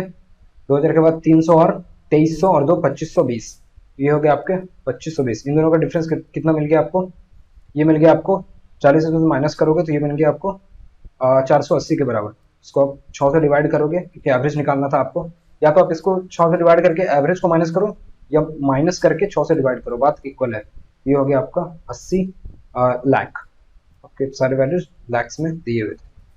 आसान सा सवाल है, डीआई का सवाल था। चलिए नेक्स्ट देखते हैं। देखिए बोल रहा है कि ABC is a right angle triangle and angle ABC around 90 degree, BD is perpendicular to side AC, what is the value of BD square. अब ये बोल रहा है कि एबीसी ट्राइंगल है जिसमें एबीसी का वैल्यू 90 डिग्री दिया हुआ है। ये हो गया A B C, BD is perpendicular to side AC, ये परपेंडिकुलर दिया हुआ है आपको, what is the value of BD square. ये आपको पता होना चाहिए कि सिमिलरिटी से आता है, बीडी स्क्वायर का वैल्यू क्या होता है, एडी इंटू सी डी के बराबर। और इसमें 2-4 वैल्यूज आपको और याद होना चाहिए, तो आपका आंसर क्या हो गया, एडी इंटू सी डी हो जाएगा। इसमें आपको ये भी पता होना चाहिए कि आपका जो ए बी का वैल्यू बनता है वो क्या बनता है, ए डी का वैल्यू, इस वाले वैल्यू ए डी का वैल्यू क्या होता है, ए बी स्क्वायर अपॉन ए सी के बराबर। और ये आपका सी डी का वैल्यू क्या बनता है, सी डी का वैल्यू बनता है बी सी का स्क्वायर अपॉन ए सी के बराबर। इसीलिए यहाँ से आप ये पहला चीज़ याद रखेंगे, दूसरा चीज़ ये याद रखेंगे, तीसरा चीज़ ये याद रखना है आपको, चौथा चीज़ क्या याद रखना है कि अगर आपको वैल्यू चाहिए A D is to C D का, रेशियो चाहिए A D is to C D का, तो वो कितना मिलेगा आपको, ये मिलेगा A B square is to B C का स्क्वायर, और यहीं से डिवाइड करके मिल जाएगा आपको ये चीज़ें। ये आपको 4 चीज़ें राइट एंगल ट्राइंगल में आपको ध्यान रखनी है। चलिए नेक्स्ट देखते हैं। ये क्या बोल रहा है, mixture of acid and water contains 20% acid, when 10 litres of water is added to the mixture then the percentage of acid becomes 15%, what is the original quantity of mixture. देखिए इसको करने के 2-3 तरीके हो सकते हैं। पहला तरीका मैं आपको बताता हूँ कि बेस रेशियो और परसेंटेज रेशियो में, बेस वैल्यू और परसेंटेज में आपको रिलेशन क्या होता है। देखिए मैं आपको एक एग्जांपल से समझाता हूँ। जैसे 100 लीटर का कोई मिक्सचर था, ठीक है, और इसमें मान लीजिए मैंने कि इसमें 10 केजी आपका मिल्क बचा हुआ है, मिल्क है इसमें 10 केजी का। देखिए होगा क्या ना कि जब मैं इसको मिक्सचर को अगर मैं डबल कर दूं, मान लीजिए इसको मैंने 200 लीटर बना दिया, और आपका अगर 10 केजी ही आपका रहता है, तो अब देखना मिल्क आपका 10 केजी ही है, अब देखिएगा परसेंटेज पे क्या फर्क पड़ेगा। अब ये पहले परसेंटेज इसका 10% का था, और अब परसेंटेज इसका कितना हो जाएगा, 5%, क्योंकि हमने बेस को अगर 2 से मल्टीप्लाई किया तो हमको डिवाइड करना पड़ेगा बेस को 2 से, और ये वैल्यू आपका हाफ हो जाएगा। और ये भी बिल्कुल उसी तरीके से काम करेगा। अब मैं इसको बेस को अगर मैं बोलूं कि अगर मैंने माइनस हाफ कर दिया, अगर बेस को मैंने इसको अगर मैं 50 लीटर बना दूं, और उसमें अगर 10 केजी ही आपका अगर मिल्क रहने दूं, मिल्क अगर 10 केजी ही है, तो आप देखिएगा परसेंटेज पे क्या फर्क पड़ेगा। अभी आपके परसेंटेज हो जाएंगे डबल, ये हो जाएगा आपका 20%। तो बेस रेशियो और बेस और आपका परसेंटेज के बीच एक रिलेशन बनता है, वो भी आपका जैसे पीएसआर में हम कर रहे थे बिल्कुल सिमिलर तरीके से काम करता है। अब मैं बेस को अगर मैं बोल दूं कि ये हो गया है मान लीजिए 400 लीटर, 400 लीटर, तो ये आप इंक्रीज देख रहे हो कितना का हो रहा है, +3 का इंक्रीज है, तो परसेंटेज डिक्रीज कितना होगा, वो होगा -3/4 का, क्योंकि ये कोई भी चीज +3 हो रहा है, ये होगा -3, ऊपर वाला सेम रहेगा और नीचे में 1 इसको आप बोल सकते हो, तो ये -3/4 हो जाएगा। यानी आपका परसेंटेज कितना बनेगा, 1/4। 10 था अगर, तो उसका 1/4 ही केवल बचेगा, ये 2.5% ही बचेगा आपका। तो आप देख सकते हो यहाँ से 2.5% ही इसका है। बेसिकली मैं बोलना क्या चाह रहा हूँ ना कि परसेंटेज और आपका बेस वैल्यू के बीच एक रिलेशन होता है, और वही रिलेशन यहाँ पे भी आपको देखने को मिलेगा। उसको मैं दिखाता हूँ कैसे होगा ये। देखिए अब पहले से आपको पता है कि इसमें 20% एसिड था, ठीक है, यानी एसिड कितना था, 1/5 था। अब हमारे पास एसिड कितना है, जब इसमें कुछ लीटर ऑफ वाटर ऐड कर दिया गया, तो एसिड का परसेंटेज 15% हो गया, यानी ये 3/20 हो गया। 15% को कैसे लिखोगे आप, 3/20 लिख सकते हो। अब ये 5 से 4 टाइम्स जाएगा, यानी पहले अगर, अब ये 4 इधर चला जाएगा, तो पहले अगर एसिड 4 था तो अब ये 3 हो गया है। इसका मतलब ये डिक्रीज कितने का है, -1/4 का डिक्रीज है। इसका मतलब जो आपका बेस वैल्यू में अगर परसेंटेज में -1/4 का इंक्रीज दिखा रहा है, तो आपका बेस वैल्यू कितना इंक्रीज करा होगा, वो +1/3 का इंक्रीज हुआ होगा। और वही आपको दिया हुआ है कि यहाँ 10 लीटर है, तो ये हो गया आपका 10 लीटर, आपका वैल्यू मिल गया 30 लीटर। ये तो हो गया आपका पहला तरीका कि आप बेस वैल्यू से उसको कनेक्ट करने की कोशिश करो, परसेंटेज और बेस वैल्यू में जो रिलेशन होता है उसको आप ध्यान से समझो। जैसे मैं एक एग्जांपल और आपको देता हूँ। जैसे बेस किसी चीज़ का 50 लीटर का कोई मिक्सचर है, उसमें मान लीजिए किसी 20 लीटर में आपको 20 लीटर एसिड बोल रहा हूँ, ये कितना बन गया, 40% बन गया। अब मैंने इस बेस वैल्यू को बढ़ा के कर दिया, मैंने मान लिया आपको 150 लीटर, ठीक है, ये हो गया +2 टाइम्स। तो अब ये परसेंटेज का कितना माइनस होगा, तो आप लिखोगे 2/2 और प्लस नीचे में 1 था तो आप इसको ऐड करोगे, प्लस करना है, इधर माइनस होगा 2/3। यानी अगर पहले से ये 40% था तो अब ये कितना बन गया, सिर्फ 40/3 यानी 16.66% बन गया है। तो इस तरीके से बेस वैल्यू और इसके बीच का एक रिलेशन है। अगर मैं बेस वैल्यू को बढ़ा दूं, मान लिए +1/5 से बढ़ा देता हूं, तो परसेंटेज कितना माइनस होगा, -1/6 से होगा। अगर मैं ये इसको 60 लीटर बना दूं और ये 20 लीटर था, तो पहले आपको पता है कि 40% बन रहा था, अब इसमें -6 करना पड़ेगा, ये वैल्यू हो जाएगा 40 × 5/6%। इस तरीके से तो आपको बेस रिलेशन और परसेंटेज वाला रिलेशन आपको क्लियर होना चाहिए। मैं दूसरा तरीके से बताता हूँ आपको, एलिगेशन लगा सकते हैं आप इसमें, वो भी आसानी पड़ेगा, ज़्यादा मुश्किल नहीं होगा, लेकिन आपको ये तरीका भी पता होना चाहिए कि बेस वैल्यू और आपका परसेंटेज के बीच एक रिलेशन होता है, वो आपको क्लियर होना चाहिए। देखिए एलिगेशन लगाते हैं हम वाटर के रिस्पेक्ट में। पहले आपको वाटर कितना लग रहा था, वो है 80%, क्योंकि 20% एसिड है तो 80% वाटर था। अब इसमें जो 10 लीटर में आपका वाटर होगा ना, वो कितना होगा, 100%, क्योंकि सिर्फ वाटर आप मिलाओगे तो वो 100% वाटर ही होगा। अब आपका वाटर बन के कितना गया, 15% अगर एसिड बन गया तो 85% वाटर हो गया होगा। हम एलिगेशन लगा रहे हैं वाटर के रिस्पेक्ट में, हम एलिगेशन लगा रहे हैं वाटर के साथ। अब देखिए ये 85% हो जाएगा, तो ये मिल गया आपको, रेशियो मिल जाएगा, ये 15 जाएगा बेसिकली, तो ये 3 बनेगा, 5 जाएगा, ये 1 बनेगा, यानी 3:1 के रेशियो में आपने इसको मिलाया है। अब 1 का वैल्यू आपको पता है कि 100% वाटर कौन था, 10 लीटर वाले को मैं बोल रहा हूँ। तो अगर 1 करस्पॉन्ड कर रहा है 10 लीटर को, तो आपको 3 कितना करस्पॉन्ड करेगा, ये होगा 30 लीटर। यानी जो आपने 80% वाला जो वाटर लिया है वो कितना था, टोटल 30 लीटर रहा था वो। फिर आप एक और एलिगेशन लगा सकते हो, वो है एसिड के साथ, वो भी लगा के आपको दिखाता हूँ। देखिए एसिड कितना है पहले में, वो है 20%, और जब आप 10 लीटर इसमें मिला रहे हो, तो बेसिकली आप दोनों अलग अलग डब्बा समझिएगा। जैसे इस डब्बा का जो परसेंटेज है वो, ये एक अलग डब्बा है और ये एक अलग डब्बा है। अब दोनों डब्बा को हम किसी तीसरे डब्बे में मिला रहे हैं, इस तरीके से आप समझिए। इसमें 10 लीटर का जो पानी है और इसमें जो है इसमें 20% एसिड है, यानी 80% जो वाटर था और 10% जो एसिड है, उसका एक अलग डब्बा है, और इस डब्बे में क्या है, सिर्फ 10 लीटर वाटर है। और अब हम लगाएंगे एसिड के रिस्पेक्ट में एलिगेशन। तो यहाँ एसिड कितना है, 20% है, और इसमें एसिड कितना है, 0%, इसमें कोई एसिड नहीं है। और फाइनल मिक्सचर क्या मिला मेरे को, वो आपको मिल रहा है 15% एसिड का। अब यहाँ से भी एलिगेशन लगाओगे तो ये मिलेगा 15 और 5, यानी 3:1 का रेशियो इसमें भी है। और आपको पता था 0% वाला कितना लीटर ले रहे थे हम, 10 लीटर ले रहे थे, तो 1 करस्पॉन्ड करेगा, ये 1 करस्पॉन्ड करेगा 10 लीटर को, तो जो आपका 3 बनेगा, ये कितना बनेगा, 30 लीटर। तो अब या तो एलिगेशन का इस्तेमाल कर सकते हो, वरना आपको बेस वैल्यू से भी आप लगाओगे तो वो भी आपको आंसर दे देगा। और बेस वैल्यू वाला आई थिंक आपको क्लैरिटी होना चाहिए। मैं जब कभी क्लासेस लूंगा तो मैं आपको और ज़्यादा क्लियर कर पाऊंगा, लेकिन आपको पता होना चाहिए, उससे भी सवाल बहुत आसानी से निकल जाता है। चलिए नेक्स्ट देखते हैं। The ratio of milk to water in a 100-liter mixture is 2:3. 10 liters of this mixture is withdrawn and replaced with milk. The process is repeated 2 more times. What is the percentage of milk in the final mixture?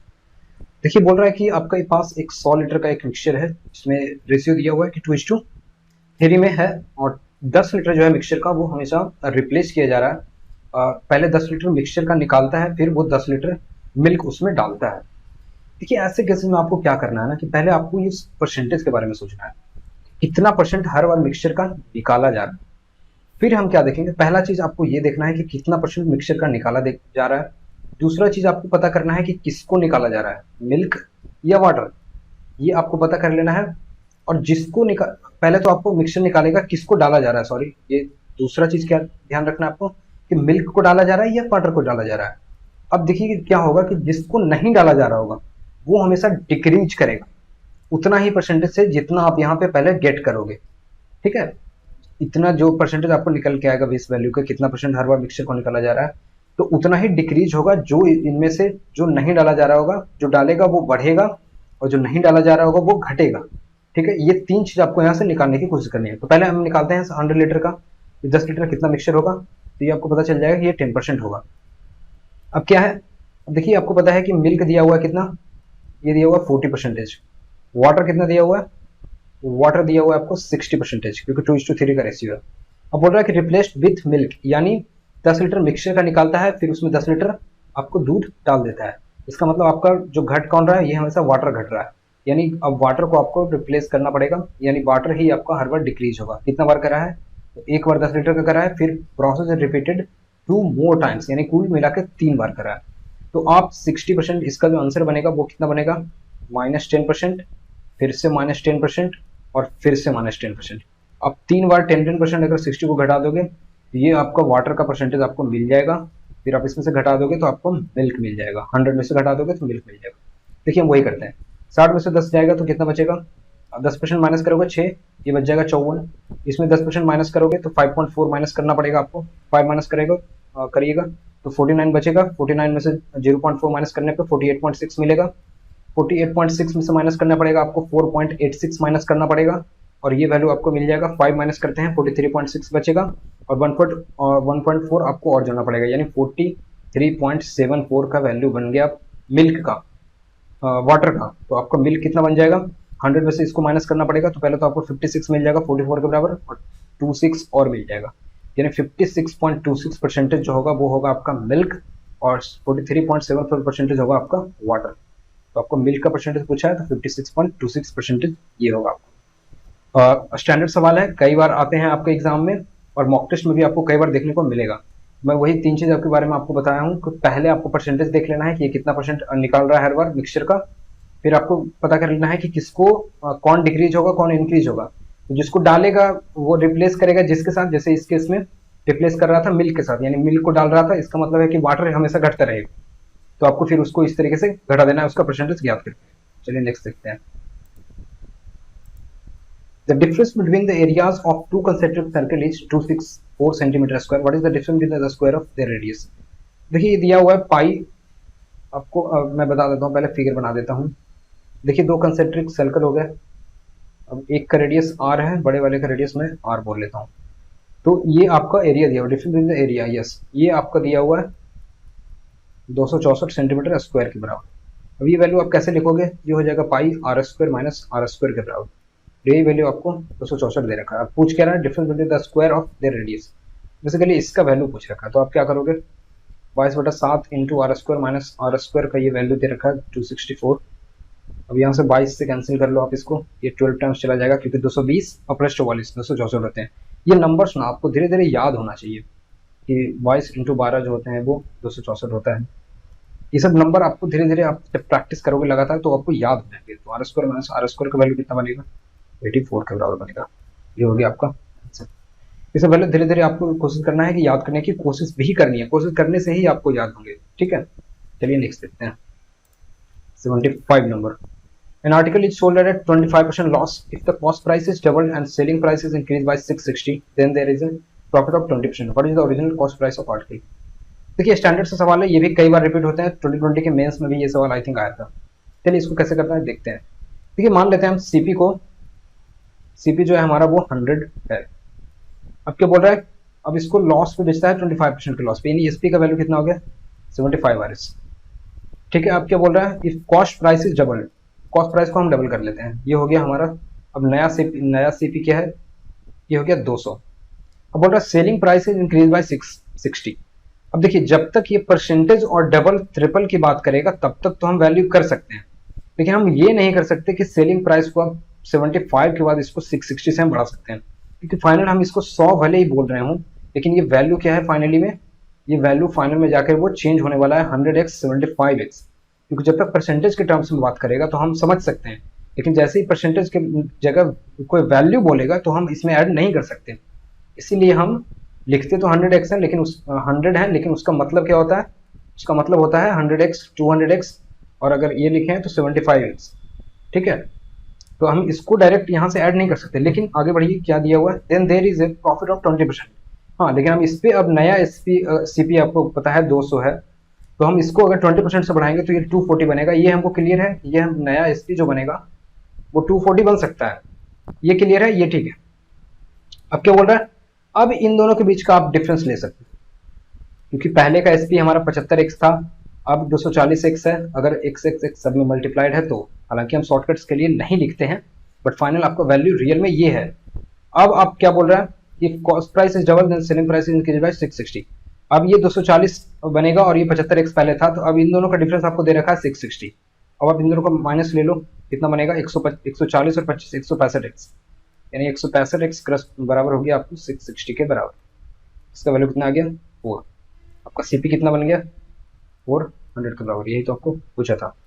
मैं एक बार फिर से कर देता हूँ अगर आपको confusion सा हो रहा है तो, कि हो क्या रहा था। देखिए वैसे वैल्यू हम जो लेंगे ना वो हमेशा 100 से ही लेंगे, लेकिन उसका रियल मतलब क्या होता है कि वो 100x होता है, लेकिन हम शॉर्ट में बनाने के लिए वो वैल्यूज हम लेंगे वो 100 लेंगे। देखिए मैंने सिविल लिया 100 और इसको बेचा गया था 25% के लॉस पे, यानी एसपी हो गया 75। अब क्या बोल रहा है, कॉस्ट प्राइस डबल, डबल कर रहे हैं, बिल्कुल कर सकते हैं, लेकिन इसमें अगर बोलता है कि 500 ऐड करो तो हम नहीं कर पाते, फिर आपको लिखना पड़ता 100x प्लस 500। आप ऐसे नहीं कि इसमें 500 डायरेक्ट जोड़ दोगे और ये 600 बना दोगे, नहीं, ये पॉसिबल नहीं है। मैं वही दिखाने की आपको कोशिश कर रहा था।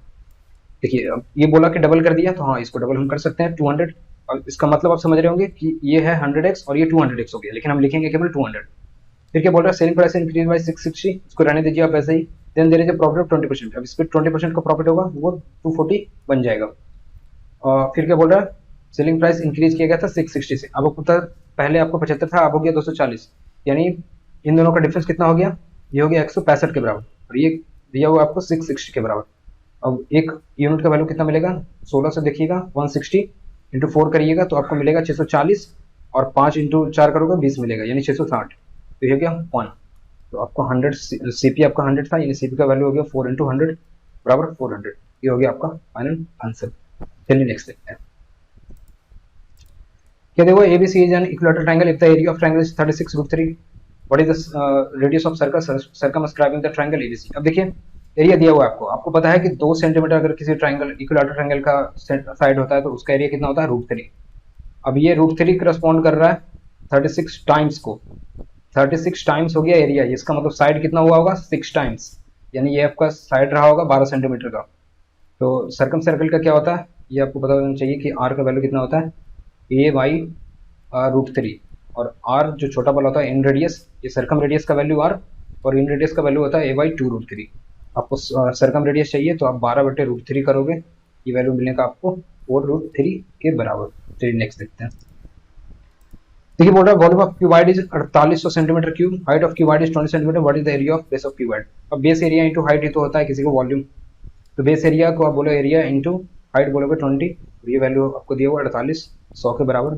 एरिया कितना आ गया बेस एरिया, ये हो गया आपको 240 टाइम्स, यानी 240 सेंटीमीटर स्क्वायर। चलिए नेक्स्ट देखते हैं।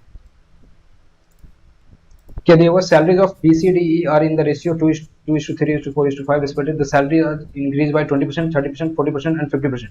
If the increased salary of D is 560. अब देखिए D कौन सा है, D आपका मिडिल वाला वैल्यू है, इसको 4x बोलेंगे आप। 4x को 40% से इंक्रीज करा है, यानी 7/5 से मल्टीप्लाई करा। ये मल्टीप्लाइंग फैक्टर क्या होता है, परसेंटेज का वैल्यू होता है 40% का बराबर क्या होता है, ये वैल्यू होता है 2/5 के बराबर। लेकिन अब जब आप इसको बोलेंगे किसी नंबर को 40% से आपने बढ़ाया, तो आप किसी नंबर का 40% निकालना है तो उसको आप 2/5 से मल्टीप्लाई करेंगे। लेकिन अगर वही नंबर को आपको अगर बढ़ा के बोलेगा कि आपको 40% से इंक्रीज किया गया है, तो आप उसको 7/5 से मल्टीप्लाई करेंगे। 1 + 2/5 को 7/5 बनता है, तो यहाँ बढ़ाया गया है तो हम 7/5 से मल्टीप्लाई करेंगे। ये वैल्यू कितना दिया हुआ, 560 के बराबर दिया हुआ। 7 से इसको कैंसिल आउट करिएगा, 80 बनेगा। 4 से ये 20 टाइम्स जाएगा, x का वैल्यू 100 मिलेगा। पूछ कह रहा है what is the sum of salaries of BCDE। 2 3 5 4 9 5 14, यानी 1400 आपका आंसर हो गया। नहीं तो आप 14 का मल्टीपल भी ढूंढ सकते थे, क्योंकि आपको फाइनली पूछ रहा है BCDE का सम, कि 14 का मल्टीपल आपको ये भी मिल जाएगा, 14 × 9 होता है 126 के बराबर, ये भी मिल गया। 182 तो नहीं होगा, हाँ ये भी हो जाएगा, 140 + 42 है ये, तो ये भी हो जाएगा 14 का मल्टीपल। ये नहीं होगा 140 + 16, ये नहीं होगा। तो बाकी 3 भी मल्टीपल मिल रहे थे, तो ये मल्टीपल से आपका नहीं हो पाएगा। चलिए नेक्स्ट देखते हैं। देखिए क्या दिया हुआ, A alone can do a work in 11 days, B alone can do the same work in 22 days, C alone can do the same work in 33 days. They work in the following manner: day 1 A and B work, day 2 B and C work, day 3 C and A work, day 4 A and B work and so on। अच्छा, in how many days will the work be completed। देखिए बोल रहा है कि A कर सकता है 11 दिन में, B कर सकता है 22 डेज में, C कर सकता है 33 डेज में। और फिर बोल रहा है कि ये काम कैसे करते हैं, पहला दिन A + B करता है, दूसरे दिन B + C करता है, तीसरे दिन C + A करता है, उसके बाद से फिर ये ऐसे ही रिपीट करेंगे। देखिए यहाँ से सारा आप वैल्यू लिख सकते हो। एफिशिएंसी ऑफ ए कितना हो जाएगा 6, बी का कितना होगा 3, सी का कितना होगा 2। यानी अगर ये एक एक दिन काम करेंगे तो 6 यूनिट, 3 यूनिट और 2 यूनिट ये कर सकते हैं। अब देखिए पहला दिन काम कैसे होगा, पहला दिन A + B करेगा और ये हो जाएगा 9 यूनिट का काम। दूसरा दिन कैसे होगा, दूसरा दिन B + C काम करेगा और ये हो जाएगा 5 यूनिट का काम। तीसरा दिन तीसरा दिन C+A काम करेगा, यानी 6 या 2 8 यूनिट का काम होगा। यानी 3 दिनों में टोटल यूनिट का काम कितना होगा, देखिए 9 का 14 8 22 यूनिट का काम होगा। और आपको काम टोटल खत्म कितना करना है, 66 यूनिट। यानी 3 दिन तीन साइकिल चलेगा, और 3 साइकिल यानी 3 इंटू 3 डेज का 3 साइकिल चलेगा, यानी 9 डेज में टोटल काम आपका फिनिश होगा। आपका आंसर क्या होगा, 9 डेज। अच्छा, मैं यहाँ से आपको एक चीज़ और बताना चाहता हूँ कि जैसे आपको दिन का रेशियो पता है ना, जैसे 11:22:33, तो एक तरीके से और आप इफिशियंसी लिख सकते हो। वो कैसे होता है, तो 1 अपॉन जितना टाइम लग रहा है 1/T1 1/T2 1/T3 से 1/11 1/22 और 1/33, इससे भी आप इफिशियंसी लिख सकते हो। यहाँ से आप देखो इसका एलसीएम कितना होगा, 66, तो 6:2:3 इस तरीके से भी आप लिख सकते हो। और अगर आपको इफिशियंसी पता है तो आप दिन भी लिख सकते हो, रेशियो उल्टा होता है बेसिकली, तो ये आपको पता होना चाहिए। चलिए देख सकते हैं टेडी में क्या दिया हुआ है, देखिए DI है। The pie chart given below shows the number of males in 6 department. Number of males in a particular department are shown in the given terms of degree with respect to total number of males. Then in all 6 department number of males in the department S are 10:80. Okay, तो आपको S का दिया हुआ है, इसमें कितना है 54 degree, यानी ये 15% का वैल्यू आपको दिया हुआ है। 15% इसका वैल्यू आपको दिया हुआ है 1080, यानी 15 से आप डिवाइड करोगे, 15 से 900 और 180। 900 के लिए आपको 60 टाइम्स जाना पड़ेगा, 180 के लिए 12 टाइम्स और, यानी 72। 1% का वैल्यू कितना दिया हुआ है, 72। अब ध्यान दीजिएगा मैंने कैसे करा, मैंने इसको तोड़ा 900 और 180 के बीच में। 900 आपको आप इससे डिवाइड करोगे तो 60 टाइम्स इंटू 15 होता है 900, क्योंकि 60 टाइम्स इंटू 10 होता है 600, और फिर 5 टाइम्स और जाओगे 60, तो वो बनता है 300, और 300 और 600 प्लस 300 900 बनता है। मैंने 900 और 180 में ब्रेक करा, तो ये ब्रेक हो गया 60 + 12 में, 60 + 12 यानी 72, यानी 1% का वैल्यू 72, टोटल वैल्यू कितना हो गया 7200 के बराबर।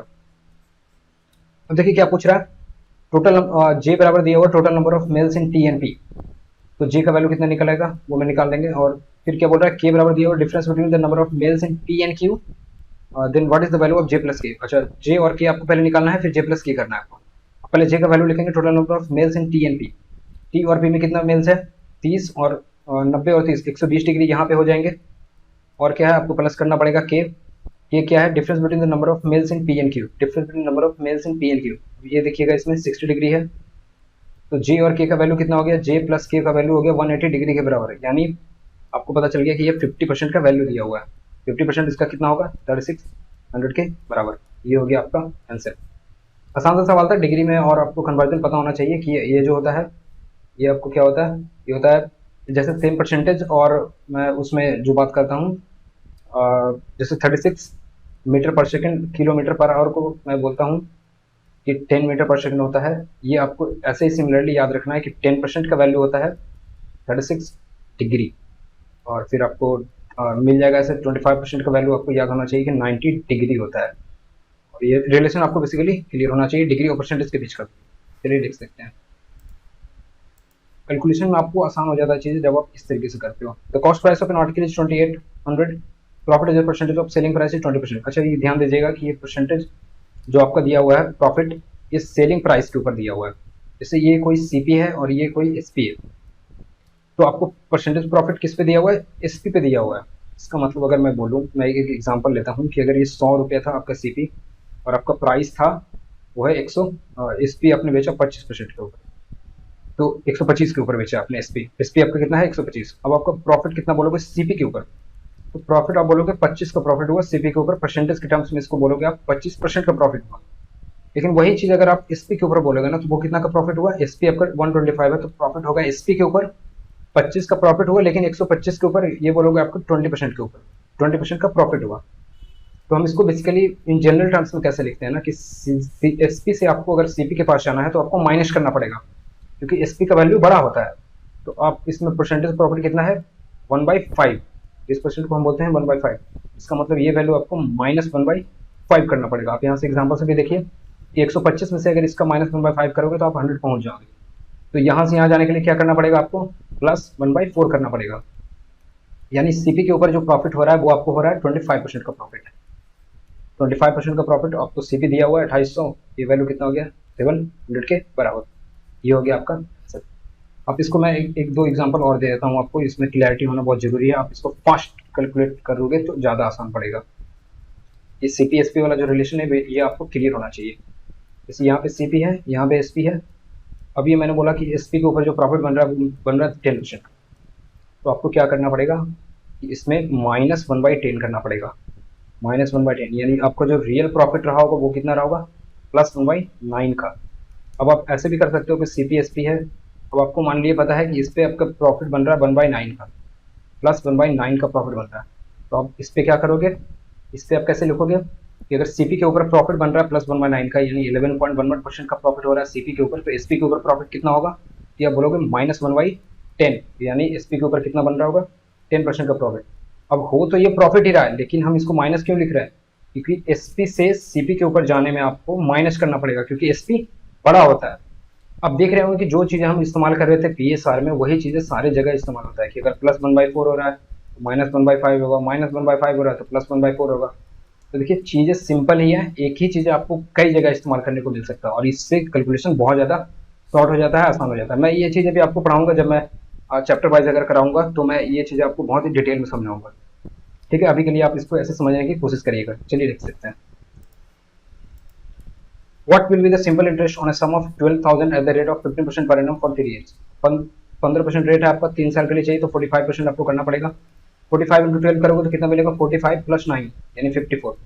ये हो गया आपका सर 45% निकालना था बेसिकली आपको, तो 40% आप 48 हो जा सकते थे, 5% के लिए आपको 600 उसमें और जोड़ना, यानी 48 और 6 24। चलिए नेक्स्ट देखते हैं। इन कैलकुलेशन में आपको ज़्यादा समय नहीं लगाना चाहिए ताकि आप क्विकली कर पाओ। देखिए क्या बोल रहा है, if the number of boys in school S6 are 30% more than the number of girls in S1। अच्छा, ये S5 तक डेटा दिया हुआ आपको, S6 आपको इमेजिन करना, ठीक है। तो number of boys in school S6 are 30% more than the number of girls in S1। Number of girls कितना है S1 में, ये है 500, 30% इससे ज़्यादा यानी 650 हो गया, यानी S6 में नंबर ऑफ बॉयज कितना हो गया, 650। The number of girls in school S3 and S4 is what percentage of number of boys in school S6 and S1। अच्छा, तो आपको S1 + S6 में नंबर ऑफ बॉयज निकालने हैं, तो ये कितना हो जाएगा, 1200 + 650 यानी 1850 हो गया नंबर ऑफ बॉयज। और आपको इसके निकालना है the number of girls in S3 and S4। S3 and S4 में नंबर ऑफ गर्ल्स देखिए कितना होगा, ये होगा 2200। अब इन दोनों के बीच के आपको कितना परसेंट ज़्यादा है ये वैल्यू, ये आपसे पूछ रहा है कि नंबर ऑफ गर्ल्स जो है वो S3 और S3 में कितने, S3 और S4 में कितने % ज़्यादा है नंबर ऑफ बॉयज S1 और S6 से। ये वैल्यू कितना बनेगा देखिएगा, 350 का बन रहा है, कितने के ऊपर, 350 ज़्यादा है कितने के ऊपर, 1850 के ऊपर। तो देखिए अगर मैं इसको 20% भी कैलकुलेट करूँ तो ये वैल्यू कितना बनेगा, 370, यानी 20% से कम का वैल्यू चाहिए, यानी 120% से कम का वैल्यू हमको चाहिए। अब देखिए 120 से कम दे रहा है, 10 दे रहा है, बहुत ज़्यादा क्लोज, हमको 18% के आसपास की वैल्यू चाहिए, क्योंकि आप 1% भी इससे कम करोगे तो 350 से नीचे चले जाओगे, 351.5 होगा बेसिकली 90% का वैल्यू, तो 18 पॉइंट समथिंग का वैल्यू चाहिए। 40% गलत हो गया, 24 गलत हो गया, ये आपका फाइनल आंसर बन गया। चलिए नेक्स्ट देखते हैं। देखिए क्या बोल रहा है, Vinay and Mahesh are 250 metre apart from each other, they are moving towards each other with the speed of 36 kilometre per hour, 54 kilometre per hour. अब ये देखिए 10 मीटर पर सेकंड हो गया, ये हो गया 15 मीटर पर सेकंड, और 250 मीटर का दूरी आपको तय करना है, और ये दोनों सेम तरफ आ रहे हैं तो इसका स्पीड दोनों का जुड़ जाएगा, रिलेटिव स्पीड।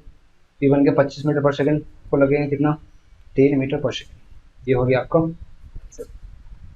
10 मीटर 10 सेकंड्स आपको लगेंगे, ये वैल्यू आपको 10 सेकंड्स लगेंगे, लिख दिया। चलिए नेक्स्ट देखते हैं। देखिए क्या दिया हुआ है, 7/2 + 11/3 + 7/6 + 11/15 + 7/12 + 11/35। अब यहाँ से ऐसे किया हुआ है, इसका मतलब ये सीरीज है। अब ध्यान से देखेंगे तो आपको इसमें दो तरीके के सीरीज नजर आएंगे, एक तो 7/7 के रिलेशन वाला और एक 11 वाला। मैं दोनों सीरीज आपको लिख के दिखाता हूँ, फिर हम दोनों को कैलकुलेट करेंगे। 7/2 + 7/6 + 7/12 ये आपका एक सीरीज बनेगा जो कि जाएगा 7/156 तक, और एक सीरीज बनेगा आपका 11/3 + 11/15 + 11/35 से लेकर के 11/1575 तक का।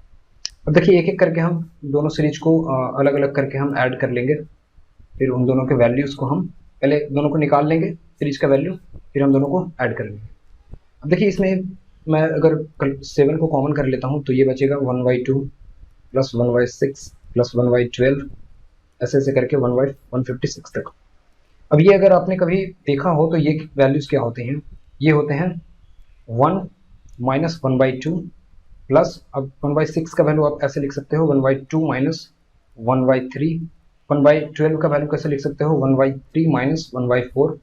सिमिलरली आप 156 का वैल्यू लिख सकते हो 1/12 माइनस 1/13। बेसिकली आपको प्रोडक्ट के रूप में तोड़ना है, फिर उन दोनों को माइनस कर देना है। तो अब यहाँ से देखेंगे कि ये वैल्यू सारे कैंसिल आउट हो जाएंगे और आपका जो फाइनल वैल्यू बचेगा वो बचेगा क्या, 7 इंटू 1 माइनस 1/13। और ये वैल्यू कितना हो जाएगा, 13 में से एक जाएगा 12, 7 यानी 84/13। तो ये एक सीरीज का आपका वैल्यू कितना बन गया, ये आपको फाइनल वैल्यू बन गया 84/13। अब हम दूसरे वाले सीरीज को कैलकुलेट करेंगे और फिर इन दोनों को हम ऐड कर देंगे तो हमको आंसर आपको मिल जाएगा। चलिए फिर उसको हम लिखते हैं, फिर हम उसको कैलकुलेट करेंगे।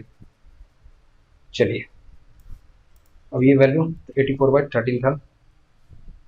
देखिए ये क्या है, 11/13, 3 से लेकर के 11/15 प्लस 11/35 प्लस 11/575 तक।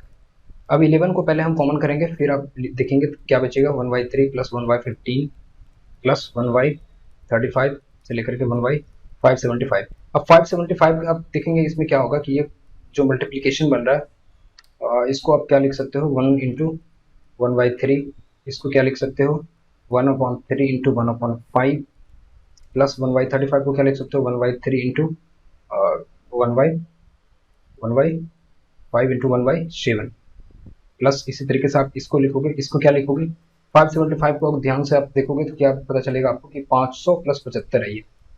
अब 25 का मल्टीपल अगर आप इसमें ढूंढो तो ये बनेगा 3 और ये बनेगा 20, और हमें दो दो के गैप में भी चाहिए तो हमें पता चल गया कि ये 23 इंटू 25 है ये वैल्यू।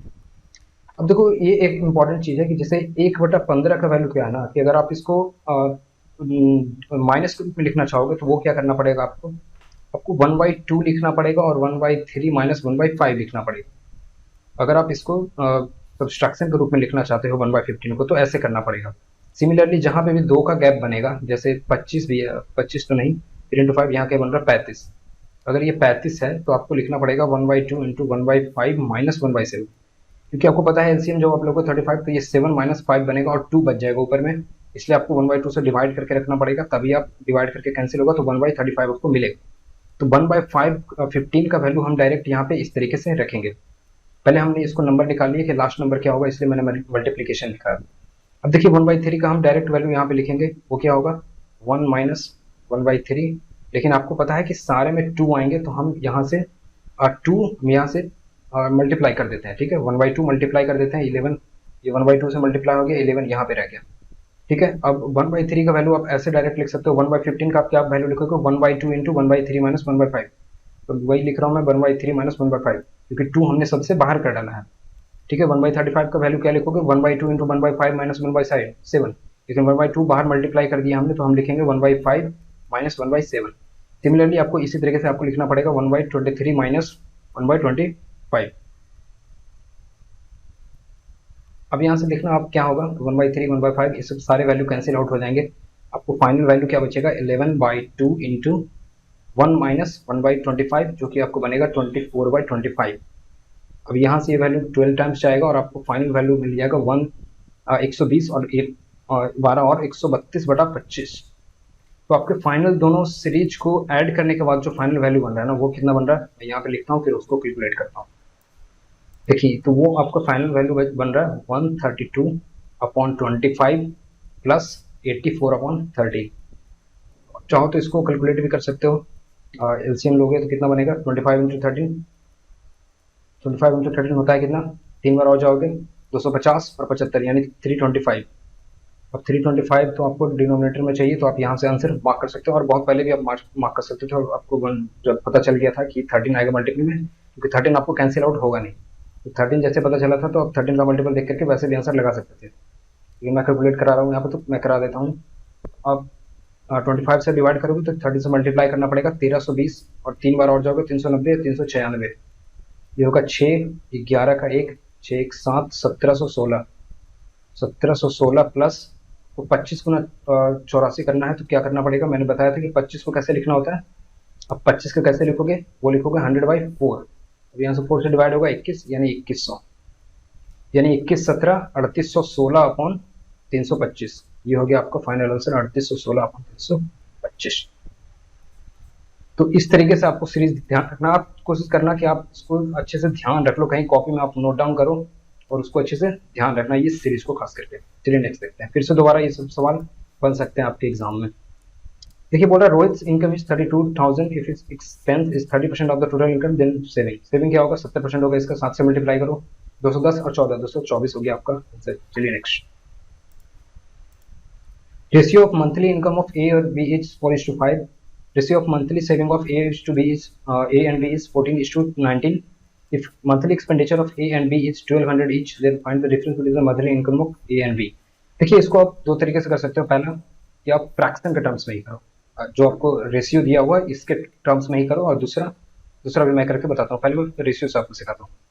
अब देखिए आपको पता चला है कि जो सेविंग है, एक्सपेंडिचर है, वो 1200 ईच है, यानी बराबर है, तो हम यही वैल्यू करेंगे। अब जब आपको ये पता चल जाए ना कि ये बराबर दिया हुआ है, अगर ये जैसे ही पता चल जाए कि ये बराबर दिया हुआ है, तो हम क्या करेंगे, जो इन दोनों के बीच का डिफरेंस है और जो इन दोनों के बीच का डिफरेंस है, हम इन दोनों को बराबर कर देंगे। जैसे इन दोनों के बीच का डिफरेंस है 5, तो हम इसको 5 से मल्टीप्लाई कर देंगे, और इन दोनों के बीच का डिफरेंस है 1, तो हम इसको 1 से मल्टीप्लाई कर देंगे, और ये वैल्यू बराबर आ जाएगा। आप देखेंगे क्या होगा, 5 से मल्टीप्लाई करने पर ये बनेगा 20 और 25, ये है इसका इनकम और ये है इसका सेविंग। अब इनकम माइनस सेविंग का रेशियो क्या बनेगा, अब ये मैंने 1 से मल्टीप्लाई करा तो ये क्या बनेगा 14:19। अब देखेंगे आप, ये एक्सपेंडिचर आपको मिल जाएगा बराबर, ये हो गया 6 और ये भी आपको मिल गया 6, यानी अब एक्सपेंडिचर हमको दिया हुआ था ए और बी का बराबर है 6 1200 ईच था, और वो वैल्यू हमको पता चल चुका है कि 6 और 6 है, यानी 6 आपको करस्पॉन्ड कर रहा है 1200 के बराबर, एक का वैल्यू आपको मिल गया 200 के बराबर।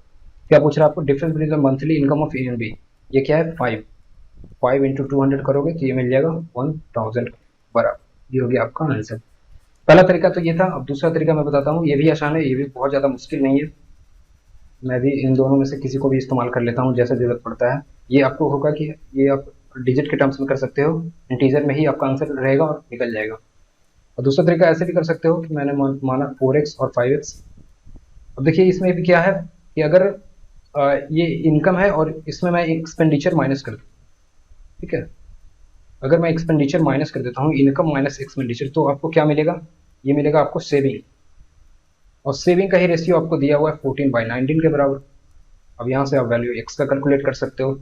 अब इसको जानबूझ करके x और y मत मान लेना, दो अलग अलग रेशियो में, इसको बोल दिया x, इसको बोल दिया y, वो लंबा हो जाता है। अब इसी में से x मानो, एक ही वेरिएबल मानो और उसको रेशियो में बराबर कर दो। यहाँ से देखिए क्या होगा, 76x माइनस 1200 इंटू 19 हो जाएगा बराबर 14, यानी 70x माइनस 1200 इंटू 14 हो जाएगा। अब देखिए ये 6x बराबर क्या बनेगा, 1200 इंटू 19 प्लस 1200 इंटू 14। अब 6x का वैल्यू कितना बनेगा, 1200 आप कॉमन कर लो, 19 ये माइनस में था, सॉरी माइनस होगा इसमें, तो 5 बनेगा 1200 इंटू 5। अब 6 से इसको करोगे तो 200 मिलेगा, x का वैल्यू 1000 आपको यहाँ से भी मिल गया। तो डिफरेंस क्या था, 4x और 5x, x का वैल्यू 1000, यहाँ से भी आपको आंसर मिल जाएगा। अब देखिए, अब तीसरा तरीका से मैं वैसे x और y से भी बता सकता हूँ, लेकिन वो लंबा पड़ता है तो आप उसको ना ही इस्तेमाल करें तो बेहतर है। चलिए नेक्स्ट देखते हैं। देखिए क्या दिया हुआ है, if the digits of a 2 digit number is reversed then the number is decrease by 36, which of the following correct regarding the number. देखिए ये पता होना चाहिए कि जब भी 2 डिजिट नंबर में आप डिजिट रिवर्स करते हो, एक्स वाई पहले नंबर था, बाई एक्स बनाओगे, तो या तो ये 9 इंटू एक्स माइनस बाई से ये नंबर बढ़ेंगे, या 9 इंटू एक्स माइनस बाई से ये नंबर घटेंगे। अगर ज़्यादा पहले वैल्यू रहेगा तो वो घट जाएगा, पहले अगर लेस वैल्यू रहेगा तो वो बढ़ जाएगा, लेकिन ये 9 का मल्टीपल होगा और ये एक्स माइनस बाई ही होगा। जैसे मैं एग्जांपल देता हूँ, जैसे मान लीजिए 84 यहाँ पे दिया हुआ है, अब इसको अगर रिवर्स करोगे तो ये 48 बनेगा, ये वैल्यू देखना क्या होगा, ये 4 इंटू 8 9 इंटू 8 माइनस 4 का वैल्यू बनेगा, ये होगा 36 के बाद। ऐसे ही होता है सारे किसी। तो अब देखिए यहाँ पे क्या दिया हुआ कि अगर वैल्यू 36 से डिक्रीज हुआ है, यानी 36 है, तो ये 9 इंटू 4 बन रहा है, इसका मतलब जो डिजिट का डिफरेंस है, डिफरेंस ऑफ डिजिट्स, ये 4 होगा। ये सही है, आपने भी देखा यहाँ पे कि हमने डिजिट्स का डिफरेंस लिया, उसको 9 से मल्टीप्लाई करा तो वो आपको डिफरेंस मिलता है। Value can be number, value of number can be 84, बिल्कुल ऑब्वियसली 36 का अगर बन रहा है, अब इसको उल्टा करोगे तो 9 इंटू 4 बनेगा, क्योंकि 8 माइनस 4 होगा, तो ये 36 ये भी दे देगा, ये भी आपका सही है।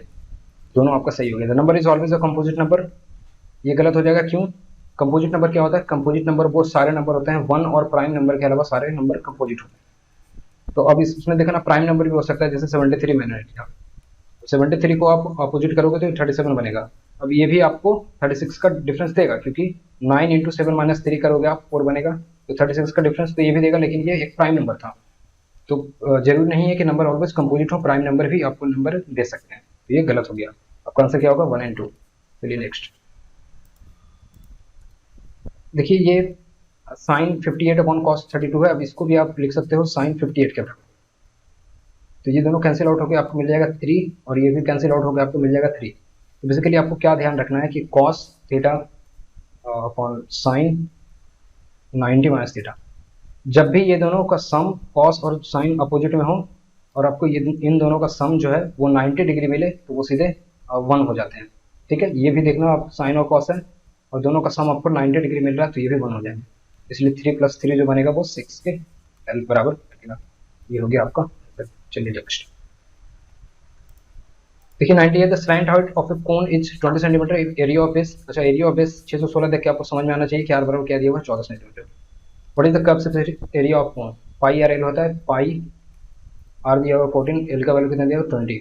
7 से 2 टाइम्स जाएगा, 40 इंटू 22 करोगे तो ये 880 के बराबर बनेगा। ये हो गया आपका आंसर। ये अगर क्लियर रहेगा तो फटाक से आप आंसर लिख पाओगे। चलिए नेक्स्ट देखिए, दिया हुआ है what is the sum of first 20 numbers 20 terms of the following series. देखिए, ये 1 इंटू 2 23, 3 इंटू 4 4 इंटू 5, ये ऐसे कर करके जाएगा कितना तक? n इंटू n प्लस 1 तक का। अब इसका आप सम लिखोगे तो क्या लिखोगे? ये समेशन अब लगाओगे तो क्या लिखोगे? ये वैल्यू बनेगा n² प्लस n का। ठीक है, तो अब इसके बारे में पता होगा। अब इसको आप ऐसे अलग अलग कर सकते हो। अब इस वाले फॉर्मूला का वैल्यू क्या होता है? ये होता है n इंटू n प्लस 1। किसी भी शुरुआत के फर्स्ट n, आपको नंबर का अगर सम चाहिए स्क्वायर्स का, तो वो होता है n into n plus 1 into 2n plus 1 upon 6। और अगर सम चाहिए n तक के फर्स्ट n नंबर्स का, तो वो होता है n into n plus 1 upon 2। अब ये दोनों वैल्यूज में आप रखोगे। अब देखिए कितने नंबर ऑफ टर्म्स होंगे, इनका वैल्यू क्या होगा वो आपको डिसाइड करना पड़ेगा। देखिए, फर्स्ट 20 टर्म्स बोला इसने। अब देखिएगा, first term, second term, third term, fourth term. अब फोर्थ टर्म है तो 4 से शुरू हो रही है, इसका मतलब 20 टर्म्स जाना है, तो ये n बराबर क्या होगा? 20 से शुरू होगा, 20 इंटू 21 बनेगा। यानी n का वैल्यू आपको पता चल गया कि ये 20 होगा। आप इसको कैलकुलेट कर देंगे, 20 इंटू ये होगा 21, और 21 दूनी 20, और 20 इंटू 2 हो जाएगा 40, प्लस 41 का 6 करोगे, 3 से 2, 3 से 7 बनेगा, 2 से 10 बनेगा 70, और गुने 41 ये हो जाएगा आपको 70 गुने 40 हो जाएगा आपको 2800, 2870 यहाँ पे आपको मिल जाएगा। प्लस करना है आपको n इंटू n प्लस 1/2, यानी 20 इंटू 21/2, यहाँ से मिलेगा आपको 210। इन दोनों को जोड़ दोगे तो मिल जाएगा 380। ये हो गया आपका आंसर। चलिए नेक्स्ट देखते हैं। देखिए, बोल रहा है ABC and PQR are two triangles. AB बराबर PQ दिया हुआ है 6 सेंटीमीटर, BC बराबर QR दिया हुआ है 10 सेंटीमीटर, AC बराबर PR दिया हुआ है 8 सेंटीमीटर। इफ एंगल ABC बराबर x डिग्री है, then what is the value of angle PRQ। तो ये 6, 8 और 10 देख के आपको समझ में आना चाहिए कि ये राइट एंगल ट्राइंगल बनेगा। तो मैं राइट एंगल ट्राइंगल ही बना देता हूँ। दो आपको ये रेशियो तो याद ही होगा, ट्रिपलेट होता है ये। देखिए, AB बराबर दिया हुआ है PQ, और पहले 10 सेंटीमीटर वाला देख लो, हाइपोटेनस क्या है? BC और QR। ये हो गया BC और ये हो गया आपका QR। अब क्या दिया हुआ है? AB बराबर 6 दिया हुआ है, यानी यहाँ पे A होगा, AB बराबर 6 सेंटीमीटर, BC बराबर 10 सेंटीमीटर, और AC बराबर 8 सेंटीमीटर। यहाँ पे PQ बराबर 6 दिया हुआ है, ये PQ हो जाएगा 6 सेंटीमीटर, QR बराबर 10 सेंटीमीटर, और PR बराबर 8 सेंटीमीटर। अभी देखिए, दोनों 6, 8, 10 का ट्रायंगल है, तो दोनों सिमिलर तो होंगे। दोनों बल्कि सिमिलर नहीं, आपको कॉन्ग्रुएंट बोलना पड़ेगा, कॉन्ग्रुएंट हो जाएंगे क्योंकि सारे साइड्स इक्वल हो गए, तो ये दोनों कॉन्ग्रुएंट हो गए। ABC बराबर दिया हुआ है x डिग्री, ABC का वैल्यू x डिग्री दिया हुआ है, इसका मतलब ये भी x डिग्री दिया हुआ है। क्या चाहिए आपको? PRQ, ये वाला वैल्यू चाहिए। अब ये 90 डिग्री का ट्रायंगल बन रहा था, तो ये कितना बनेगा? 90 माइनस एक्स, और ये भी बनेगा आपका 90 माइनस एक्स। तो ये हो गया आपका। आपको बेसिकली समझना क्या था कि अगर तीनों साइड बराबर है तो ये कॉन्ग्रुएंट हो जाएंगे। चलिए नेक्स्ट देखते हैं। Which of the following is equal to इतना। देखिए, ये क्या है? Cot theta plus tan theta. ये सवाल आई थिंक पहले भी पूछ चुका था, cot theta plus tan theta. अब उसी को सिर्फ साइन और कॉस से चेंज करके लिखा हुआ है। ये आपको याद होना चाहिए कि tan theta plus cot theta होता है sec theta into cos theta, वरना फिर आप कुछ वैल्यू रख के भी निकाल सकते हो, वरना ये याद ही होना चाहिए। चलिए लिख सकते हैं। देखिए क्या दिया हुआ है, sum of 1250 has to distributed एवं ABCD, total share of B plus T is equal to 14/11 of total share of A plus C, share of D is half of share of A, share of C is 1.2 share of A, और the share of ABCD. देखिए इसको ज़्यादा मुश्किल नहीं है, बोल रहा है बी प्लस टी जो है वो है 14/11 किसका, ए प्लस सी का।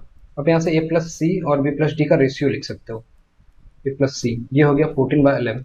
आपको पता है कि ये 25 पार्ट्स जो होंगे वो किसके बराबर होंगे, वो होंगे आपको 1250 के बराबर। अब यहाँ से आपको एक पार्ट का वैल्यू 50 मिल गया, यानी बी प्लस डी बराबर मिल गया आपको 700, और ए प्लस सी का वैल्यू कितना मिल गया, 50 मल्टीप्लाई करोगे 550 मिल गया। अब यहाँ से ये वैल्यू आपको पता है, अब आप आराम से इसको चेक कर सकते हो इसमें भी। अब देखो बी प्लस डी का वैल्यू कहाँ पे 700 मिल रहा है आपको, बी प्लस डी ये वैल्यू बी प्लस डी 700 मिल रहा है, बिल्कुल मिल रहा है। बी प्लस डी 700 मिल रहा है, ये नहीं मिल रहा है। बी प्लस डी 700 मिल रहा है, नहीं मिल रहा है। बी प्लस डी मिल रहा है, ये भी 700 आपको नहीं मिल रहा है। आपको एक ही ऑप्शन मिला, वो हो गया आपका सही आंसर। तो एक तरीका तो ये है।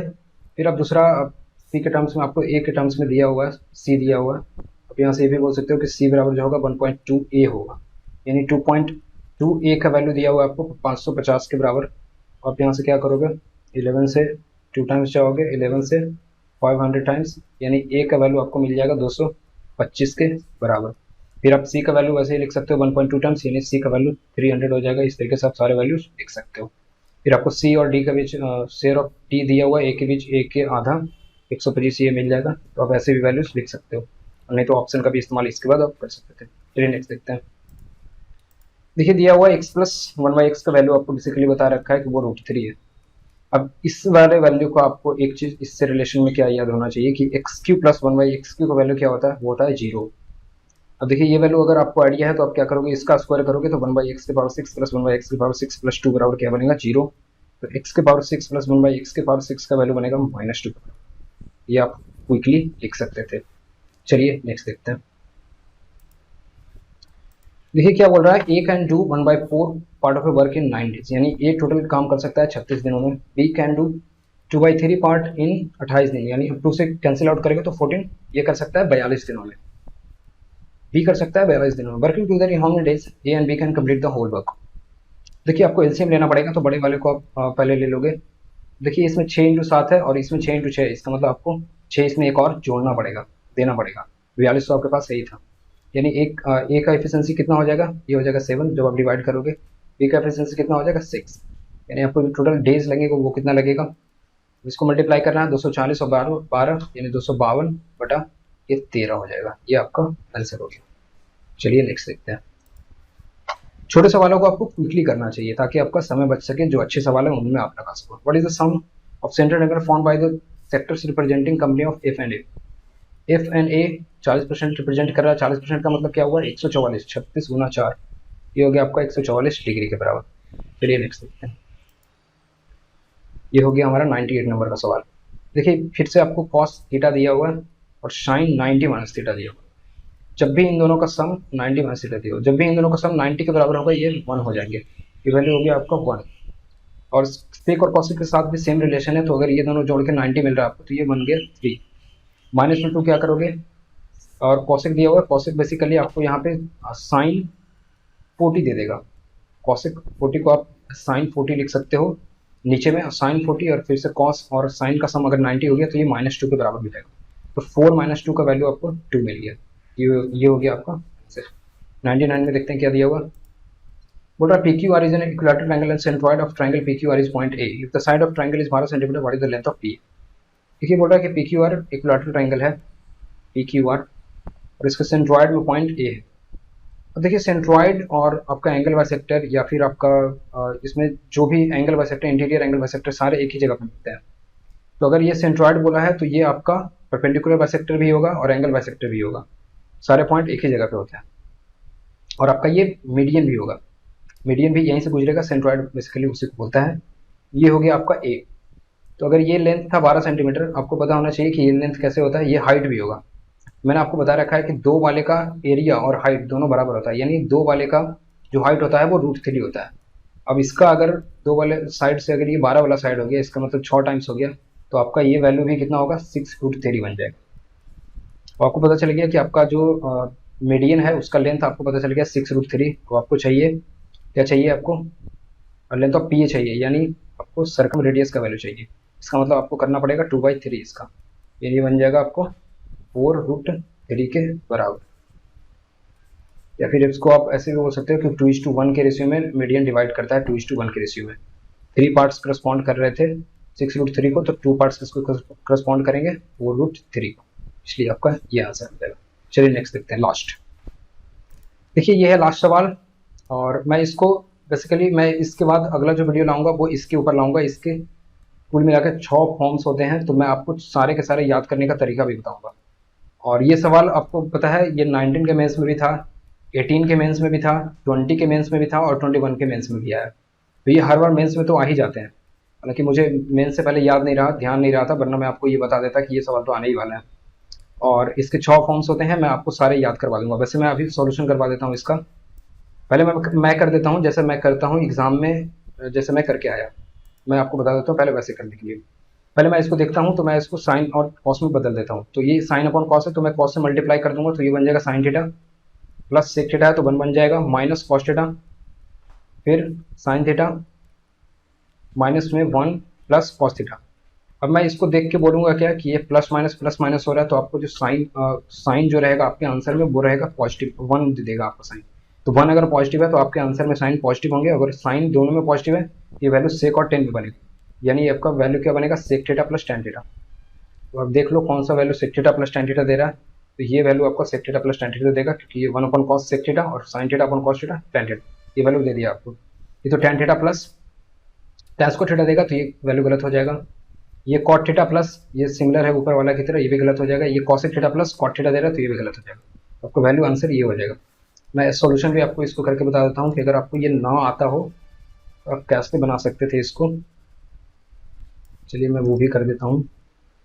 देखिए अगर आपको थोड़ा दिक्कत हो रहा है तो आप ऐसे कर सकते हो, sec theta -1 upon tan theta minus sec theta plus 1 है ये। अब इसको ऊपर नीचे मल्टीप्लाई कर दो tan theta plus sec theta plus 1 से, ताकि ये स्क्वायर के फॉर्म में बन जाए, आप इसको कैलकुलेट कर पाओ। Tan theta plus sec theta plus 1 से आप ऊपर नीचे मल्टीप्लाई कर दोगे, ये देखना वैल्यू क्या बन जाएगा, tan theta plus sec theta का होल स्क्वायर बन जाएगा ये बेसिकली ऊपर में।